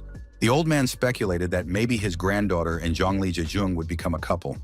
Then he would become his son-in-law. The grandfather told the guy that as soon as he saw them together, he felt like they had a strong family. Cha Eun-yop realized that the grandfather had decided to go back with them to find out where he was from. He replied that it was an unremarkable place. Moon Chung looked at the guy and thought about it. From his atmosphere, it didn't seem that way to him. Cha Woon-yup decided to lie that he was from the Moongate sect, which carried on the traditions about breathing techniques passed down from generation to generation. The old man asked the guy for the title of his master, or at least his name. Cha Un-yup smiled sweetly and asked if he had heard of the divine monk Tai, the great hero Wan Sahu. The man hesitated and replied that he seemed to have heard, or maybe not. Cha Un-yup, of course, knew that he hadn't heard of that name because he had just made it up himself. Cha Un-yup thought about the author of the book and decided that this grandfather could have been his master, because the one who wrote it could be called a master. The grandfather admitted that he was interested in the moon-breathing technique, but he couldn't handle it, so he asked him to give him a chance to evaluate his strength. Cha Woon-yup thought that the old man had a goal of sparring with him from the beginning. He figured that if this person had such a temperament, it would be a headache for him. But the guy had no other choice. He agreed and asked what he had to do. Everyone got out of the carriage. The grandfather pointed his palm at the green ball. The girl's uncle explained that the lad needed to push this iron ball so that his father could fully appreciate its power. The man explained to them that they should move the ball halfway from its original position until it reached the line, and then they should slowly loosen the force. The old man was ready to start already, and she began the competition. Cha Woon-yup was curious to compare his strength with the elder of the prestigious family. He decided to take the opportunity to gauge the degree of inner strength. The two of them together directed their strength towards the balloon. His uncle was surprised to notice that his father was repulsed. The old man's inner strength fluctuated and dissipated smoothly. He had never met anyone with such energy. Cha Woon-yup acted mysterious and refined, very smooth yet strong and graceful. But the old man felt an uncontrollable, immeasurably evil qi. But despite its grandiosity, it was not oppressive, but rather refreshing and pure. The old man decided to try another push, his son excitedly noticing that his father's strength had weakened. Suddenly, the old man contorted his face into a horrible grimace and applied all his force on the ball. Suddenly, everything went away, and Mu-chong was surprised to see that the ball fell to the ground, pushing it through. Mu-chong stared at his hand in astonishment. He thought he was ready to reflect anything that could be fired like a bullet. Looking at the guy, he didn't realize what kind of strength he had. It was already night. The old man, sipping alcohol, asked about the last breath in the moon-breathing technique. The guy thought he meant to say that he was missing something, but the man asked if Cha Woon-yup mastered this final technique. Would he learn all the secret techniques of the sect? The guy replied that the final step of this breathing technique had a fatal side effect. Cha Woon-yup said that the technique gave tremendous power. The better he mastered it, the better it worked, but the more poison accumulated in his body. The guy explained that unless the poison was completely neutralized, even though he would master the technique completely, he wouldn't be able to use it properly. In fact, Cha Woon-yup made all of this up specifically for the old man. Young Moon believed him and suggested that his master had become a hermit for that reason. The guy agreed. Lowering his head, Cha Woon-yup lied that if someone forcefully tried to learn the technique, the side effects would worsen. The old man replied that it was unfortunate. However, the guy lied again that his master had found one opportunity and therefore assigned him a mission. The old man was curious about what kind of mission Cha Un-yup was on. The guy lied that even using all the elixirs could have a temporary effect. So the master told him that it was necessary to always have something with him that could sustain him and would have a continuous effect that didn't lose effectiveness for a moment. Among them, he named an immortal orb that was resistant to poisons, but it existed in legends. Cha Woon-yup seriously said that the master had asked him to obtain a white warm poison-resistant jade, the best in the martial arts world at the moment. The old man was surprised because the white warm jade was a corrosive item that was hard to get even their clan. It was also surprising to the grandfather that the guy knew about it. Cha Woon-yup made a sad face and said that this item was so valuable that it couldn't be obtained even for a fortune. And also the Tang family itself didn't know where to find it. The guy lied that he would be ashamed to look the master in the eye. Jong Moon became worried. The old man got dizzy and apologized and went for a walk to refresh his head. Cha Woon-yup asked him to take his time. He was even a little embarrassed to deceive the old man, but he hoped to at least get the white warm jade and poison wine following the elixir of life this way. In the Golden City service, Uncle Yeoju sat at the table and read a document. The class of the document was confidential, etc. It said that Hanam's 10 largest bureaus had nearly collapsed, and their positions were quickly taken over by the Heavenly Dragon, Jinan, and Pegasus bureaus. These three bureaus had secretly destroyed the others and seized their bases. but no evidence of their connection or their illegal activities had been found. In plain sight, they were conducting normal business and nothing suspicious was found. But the man thought confidently that the timing of their appearance and similar methods for taking over the bases of the fallen bureaus was no mere coincidence. Uncle decided to check the following letter. Among the three accompanying Song Yeoju, one large man was recognized as a sword demon Oma. The identities of the other two could not be revealed. The man studied the cases that happened to Yeoju during this time, and when he learned about the three demons, he was surprised that they were able to defeat the three northern demons. Uncle could still guess who was that fast master with the sword demon, but he had a hard time judging who used the soft sword. He still didn't have much information. After the major battle that happened in the early morning in Luoyang, the activity of the Pegasus Bureau that was planning to expand had temporarily stopped. At the present moment, the Golden City's capabilities were unrivaled, but the man still wondered who were these escorts that Yeju was sure of. Cha Wun-yap was a person with a special aura. The man immediately sensed it. And as much as he didn't think so, the guy wasn't like an ordinary attendant. Therefore, he was very curious about where Cha Wun-yup had come to them from. He came to the decision to go to Luoyang when he was done with his business in the Golden City. Suddenly, an excited Yeo Hong came running to the man. He informed his uncle his father's condition had worsened, and he was urgently calling for him to come over. The rice plate was overturned and covered in blood. The man was sitting on the bed, coughing up blood. Uncle ran to his brother and asked him not to overburden himself. The former head's name was Sung Il-sang. He was in a bad condition. The uncle asked his older brother not to worry because Yeoju was safe. He noticed that the blood and energy was flowing backwards. It was dangerous. The man stood behind his brother's back, exuding energy. He asked Yeo-hun to hold his father. The uncle placed his palms on his back and applied the 9 revolutions Blue Yang technique. The man tensed up because the block on the bloodstream was more serious than he thought. Suddenly, the man felt Cha Wun-yup's energy. It was gentle like a stream, but strong like waves. The guy's energy was not fragile, but not rough either. Uncle felt the blood flow slowly started to flow in the right direction, according to his yang-based 9 turns technique. The man asked Yeo-hun, who used to look after his older brother. The guy gave a description of the person that Cha Wun-yup matched. Il-san vomited blood. The younger brother stopped using energy. He frowned at his brother. The biggest block blocking the blood flow had disappeared. The man thought that the mysterious energy had played a crucial role to bring him out of critical condition. Uncle would want to find someone capable of controlling his life energy for his brother. The man turned to Yeo-hun and ordered him to just monitor the situation. The boy was glad that they were able to help his father. The uncle thought that a doctor like Jung Ma-hyup could have such energy. Still, the man was very curious as to what kind of background Cha Wun-yup must have had, that he had such tremendous power at such a young age. Cha Wun-yup folded his hands in respect, thanked the Tang family for their hospitality, and now their paths were parting. The man asked him to wait and reached into his pocket.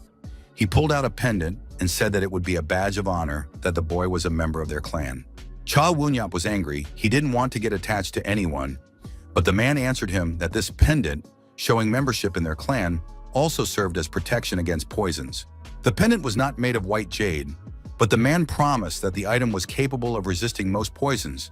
He asked Cha Wun-yup to accept the pendant as a token of gratitude. The man realized that with the guy's skills, not many people could defeat him, but he would still often encounter unpleasant people. But let the enemies know that they were behind the lad's back. Then they wouldn't act rashly. That was the purpose of the man giving Cha Wun-yup this plaque. The guy accepted the gift. He was even surprised that there were so many good-hearted people in the Tang family. The man promised to get a warm white jade. He asked the guy to visit their clan as soon as it was over. He cheerfully informed that if his niece and Seong Zhongli became a couple, Cha Wun-yup would also become a no stranger to their clan. The lad replied that when they met, they would exchange warm white jades. He bowed politely to the man. Suddenly, the guy was called out by Gyo-yun. Cha Wun-yup was surprised where the wagon of the Golden City was here from. The man behind him suggested that the transportation service had become popular recently. The girl shouted happily that she was happy to see the guy. Yeoju came out of the carriage along with her uncle. Seeing the man, Cha Wun-yup was moved. It was already dark. The guys were having dinner. The guy asked the head how she knew where and how to find him. The girl said that after they disappeared with the Tang girl, she asked Mr. Gi Chol to find them both. And after she found out that he was in the Tang family, decided to come. But the guy didn't understand why they all came together. At the table sat Yo-yan, Master Sung, Yeoju, her uncle, and Cha Wun-yup himself. Yeoju reported that the Dead Sea Bureau business was settled, so they could set off again. Just in time, her uncle showed up. After discussing it, they decided to go to the Namgung family, and thanks to her uncle, they were able to find the young master. The head was going to the Namgung family. There were a few people from the Orthodox faction that were supposed to gather there. It was a great opportunity to learn more about the Flying Dragon sect. The girl's uncle was looking at Cha Won-yup suspiciously. Outside after dinner, the boy approached the man. He praised him for finding a good inn, because now everyone could rest well after the long journey. Especially the head of the service could now rest properly after a long time. The man replied that he had heard a lot about it from Yeoju, and since it wasn't long before the Namgung festival, he suggested that Cha Eun-yup rest and prepare to travel for a few days. Cha Eun-yup noticed that the inn had few visitors. Even though there were always a lot of people staying there, it looked like someone had deliberately gotten rid of the locals. The boy asked the man if he knew anything about it. His uncle decided to ask about the Flying Dragon sect right away. The man, seeing Cha Won-yup's reaction, asked not to worry because his niece trusted him and he didn't want any unnecessary sacrifices. The boy assumed that the man was affiliated with a cult, but the uncle replied that it wasn't so, but he couldn't say anything more. He tossed the weapon up and said that he could find out more if Cha Eun-yup did something to start with. The guy released his sword. Mercenaries popped out of nowhere and attacked Cha Won-yup. He jumped up, surprised by the combined attack. One of the mercenaries, seeing such light and agile martial arts, decided that he could not be underestimated. The mercenaries started shouting out instructions on how to attack the guy, but while Cha Won-yup managed to fight back, the guy even reached his sword to the girl's mask and cut it open. The girl screamed to come at him from the west and south. The man attacking from behind, Cha Won-yup managed to hit him. The mercenaries were not relenting. The guy released his powerful blood butterfly technique. Everyone was startled and Uncle Yeoju stopped the battle. The mercenaries were not at their best. The man slyly grinned and demanded to continue talking. The man offered Cha Eun-yeoju a drink.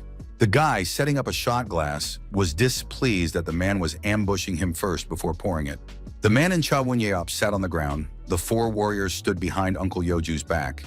He apologized for his impoliteness, but explained that it was a sure method to show off his abilities. Now he could see that the guy's reputation was well-deserved, and he could speak to him with peace of mind. Before he began, the man decided to express his gratitude because thanks to Cha Won-yup's efforts, his brother had overcome his illness and was now recovering. But the guy replied that he was just sharing his energy. He saw it as nothing special. Uncle revealed that shortly after his return to the Golden City, his brother was in critical condition. He immediately pressed the Minmen acupuncture point and tried to direct then life energy inside his body. And at that moment, the strange energy that was hidden in his brother's body greatly helped unblock the other acupuncture points that originally had a block on them. It was a mysterious energy, but Cha Won-yup replied that there was nothing wrong with it and assured that it was all thanks to his brother's life force. The boy glumly asked his uncle who he was. Cha Eun-yup assumed that the man was from a secret organization. The uncle mentally marveled at the lad's insight and decided that he couldn't hide anymore. Cha Won-yup himself hoped the man would tell him something useful. He wanted to hear all the details. The man asked Dong-ho to cordon off the neighborhood. The guy did the errand. Cha Eun-yup, while drinking, noticed that the man had some impressive subordinates.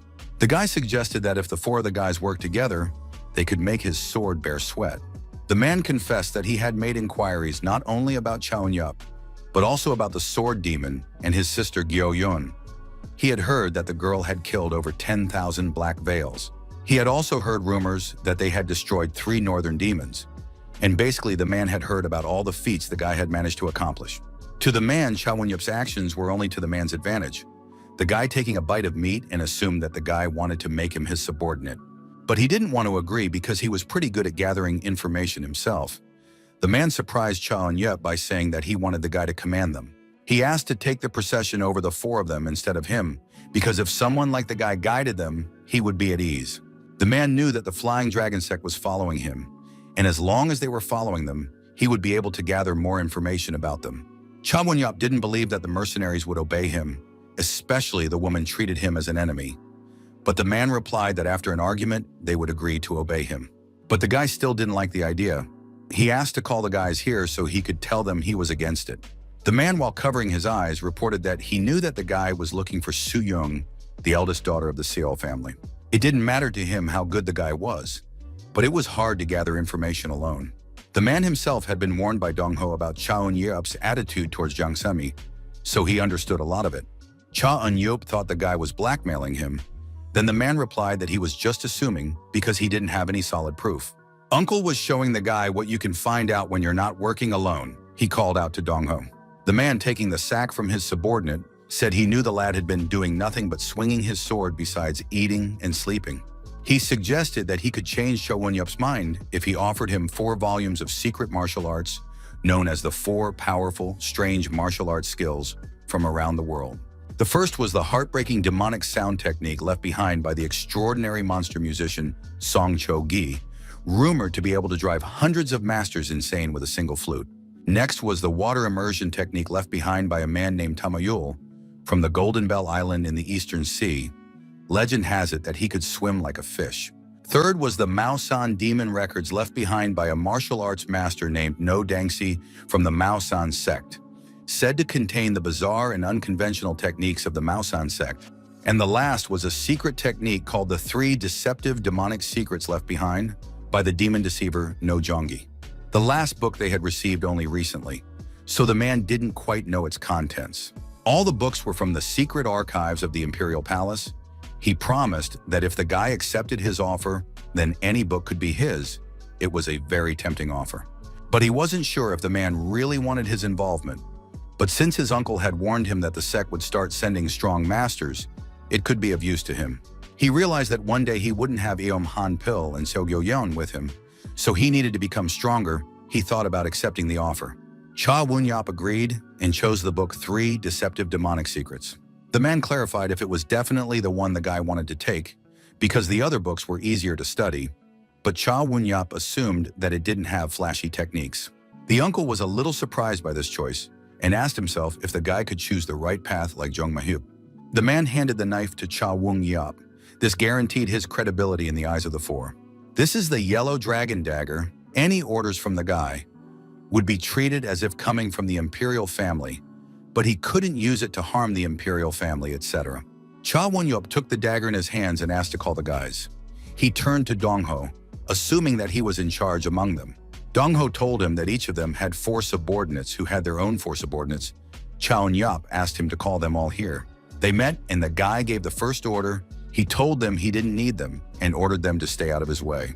The second order was while the boss was on vacation, the guy sent everyone on vacation because they had many subordinates, so the intelligence network was excellent.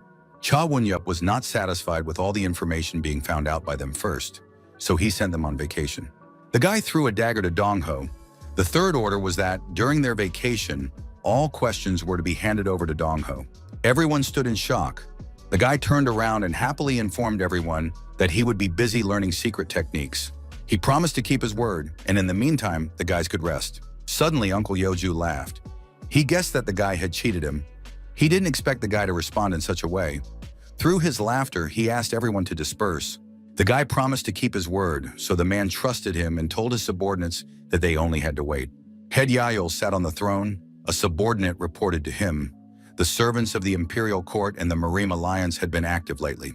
The Namgong family meeting was organized by the emperor's dog, Shengguan Jinji. The Marine Alliance acted through the beggar elder, the master of information gathering. The big problem now was the beggars who were free to roam anywhere. And there were many more problems, but Yahyol decided to deal with the emperor later. But for now, he would deal with the beggar elder, Muyong Shinge. He asked his subordinate to tell Elder Yomsul-bi that it was time to hunt down Muyong Shinge, whom he hated. Cha Eun-yeop was practicing a new technique. To master the illusory demonic technique, one had to make one's breathing and pulse abnormal. A person couldn't live a second without a heartbeat, but it was this healthy breathing and pulse that were the shackles that limited a person's abilities. If completely freed from these shackles, one could become like a celestial, surpassing all limitations. By blocking the various energy channels of the body and controlling the internal energy, one could achieve unprecedented power. This was the essence of the illusory demonic technique. Suddenly, the guy grabbed his heart. Cha Eun-yeop leaned his hand on the floor in a huff. This technique was completely different from the breathing technique of Dai Yeum Tonapgyong. The book talked about denying everything human and gaining strength by becoming something superhuman. The very essence of breathing was different from Tonapgyong, created to heal illnesses. The book was strange, but Cha Eun-yeop liked it. He really wanted to master this technique. The guy stretched out on the floor. He had been concentrating for an hour, but he was already very tired. He tried to repeat what was written. It was only because of the Tanupgyong energy that he didn't go to the other world. Cha Wunyup picked himself up to see what was written on the last page. It said that in order to comprehend everything written above, then one would reach a state of unity of heart and movement, where the body would move simultaneously with the thought. The guy thought that if the trajectory of his butterfly technique followed his thoughts exactly, then he could create techniques superior to the current ones. Cha Wunyup rose to his feet, opened the door to the outside, and shouted menacingly at his subordinate about what he was doing here. They were standing in his room. The guy wasn't happy because he had sent them on vacation. Dongho, showing him the dagger, informed him that as long as he had that dagger, he could be wherever he wanted. The subordinate noticed that the guy was breathing heavily, so he asked what had happened to him in 24 hours. Cha Wunyup didn't answer, but only asked what he wanted. The mercenary asked him to help him save the man, but they had a lot of people under him. The guy didn't understand why they needed him. But Dongho explained that everyone had their own responsibilities, so it was hard to get them together. Dongho heard that the Sochongman Alliance was chasing the Morim Alliance elder, and he should pass through here in half an hour. Mr. Shangguan was temporarily absent, and it would be difficult for them alone to protect him. Dongho offered to take Han Pil with him. But Cha Wunyup didn't want to take him because he actively wanted to find out about him. Dongho was surprised. He thought they were friends. The guy pouring sweat replied that everyone had their own ulterior motives and asked why he thought he would help when he already had the book and could have escaped at any moment. The mercenary turned to the window and expressed that when he studied the information about him, he thought the guy valued loyalty and promises. But since he didn't want to help, Dongho didn't persuade him and ran away through the window. Cha Wunyup took the dagger. After some words, he decided to follow. The battle was in full swing. The beggar elder put a stick forward and shouted that if they were serving the emperor, they should fight willingly to die with the enemy. 3 incomprehensible men appeared. The main old man was Yom Sol B, a soul-capturing demonic sword. He thrust his sword forward and shouted that neither the imperial court nor the Morim Alliance would stop them. A mercenary flew at them from behind, but Sol B used a technique on him. Soul-capturing demonic sword. Dongho had a hard time restraining it. But Cha Wunyup came to the rescue with his third technique. He angrily told Dongho that he was going on vacation to the other world and promised to talk to him when it was over. Cha Wunyup clashed with the old man. The subordinates were all fighting. CLB recognized the guy. He had killed someone, but it wasn't enough for the grandfather to stop. The old man would like to deal with the guy, but he couldn't miss the prey he had to catch. Just as the old man with the hat was running away from the battle scene, Cha Wunyup, fighting CLB, angrily thought that the grandfather in the hat couldn't even run away normally. The mercenary girls saw the grandfather running away, but they decided to leave him behind. CLB saw that Cha Wunyup was strong. He decided that there were enough games for him for today and promised to crush everyone in one blow. He released a huge, powerful energy. It was difficult to withstand it. The old man used the 10 death formation. To Cha Wunyup, he was the strongest person he had ever met, so he should have killed him with one strike too. But because of the illusory technique, his body was behaving strangely. The guy clutched his chest. He decided to try to use the knowledge he had gained against him. He tried using Tam Tonupgin's energy and used the 4th butterfly technique. The guy's red powerful energy was released on the old man. Everyone was stunned. Blood gushed out from Sol B's mouth. Cha Wunyup himself fell senseless. The girl bowed down in front of him. The guy didn't wake up. They suspected something wrong. Cha Wunyup's face was tense. Dongho was surprised to see that there was a dissent from the guy. Everyone was concerned. The girl grabbed him from behind by his shoulders and started releasing energy. Dongho yelled out what she was doing. The mercenary replied that they couldn't stand there and just watch. After all, he was trying to help them. Everyone joined the girl to help Cha Wunyup. After all, if it wasn't for the guy, they were dead. Suddenly, everyone was shaking. The girl's mouth was bleeding. Dongho felt that the guy was getting better, but if they continued, they might lose their way. Suddenly, Uncle Yeoju came to them. He leaned into them with his blue energy and ordered them to concentrate. Something more serious happened than Uncle thought. He came back because the contact happened sooner than he thought it would.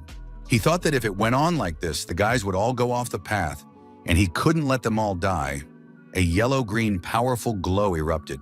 Cha Wunyup's whole life flew before his eyes. Suddenly, Subiom grabbed his hand. He was angry and said that he was paying for his arrogance. After all, no matter how smart he was, not everything in this world happened the way the guy wanted. Subiom said that his mask fell when he met someone who had similar insight. Subiom asked Cha Wung-yop what he would do, and if he could find Su Young. Here the guy opened his eyes, shrouded in red energy. Han Pil thought about it, Yuju noticed it and asked what was wrong. They hadn't seen Cha Eun-yop for a long time. The man told his sister to let the guy rest since they were near the Namgung residence.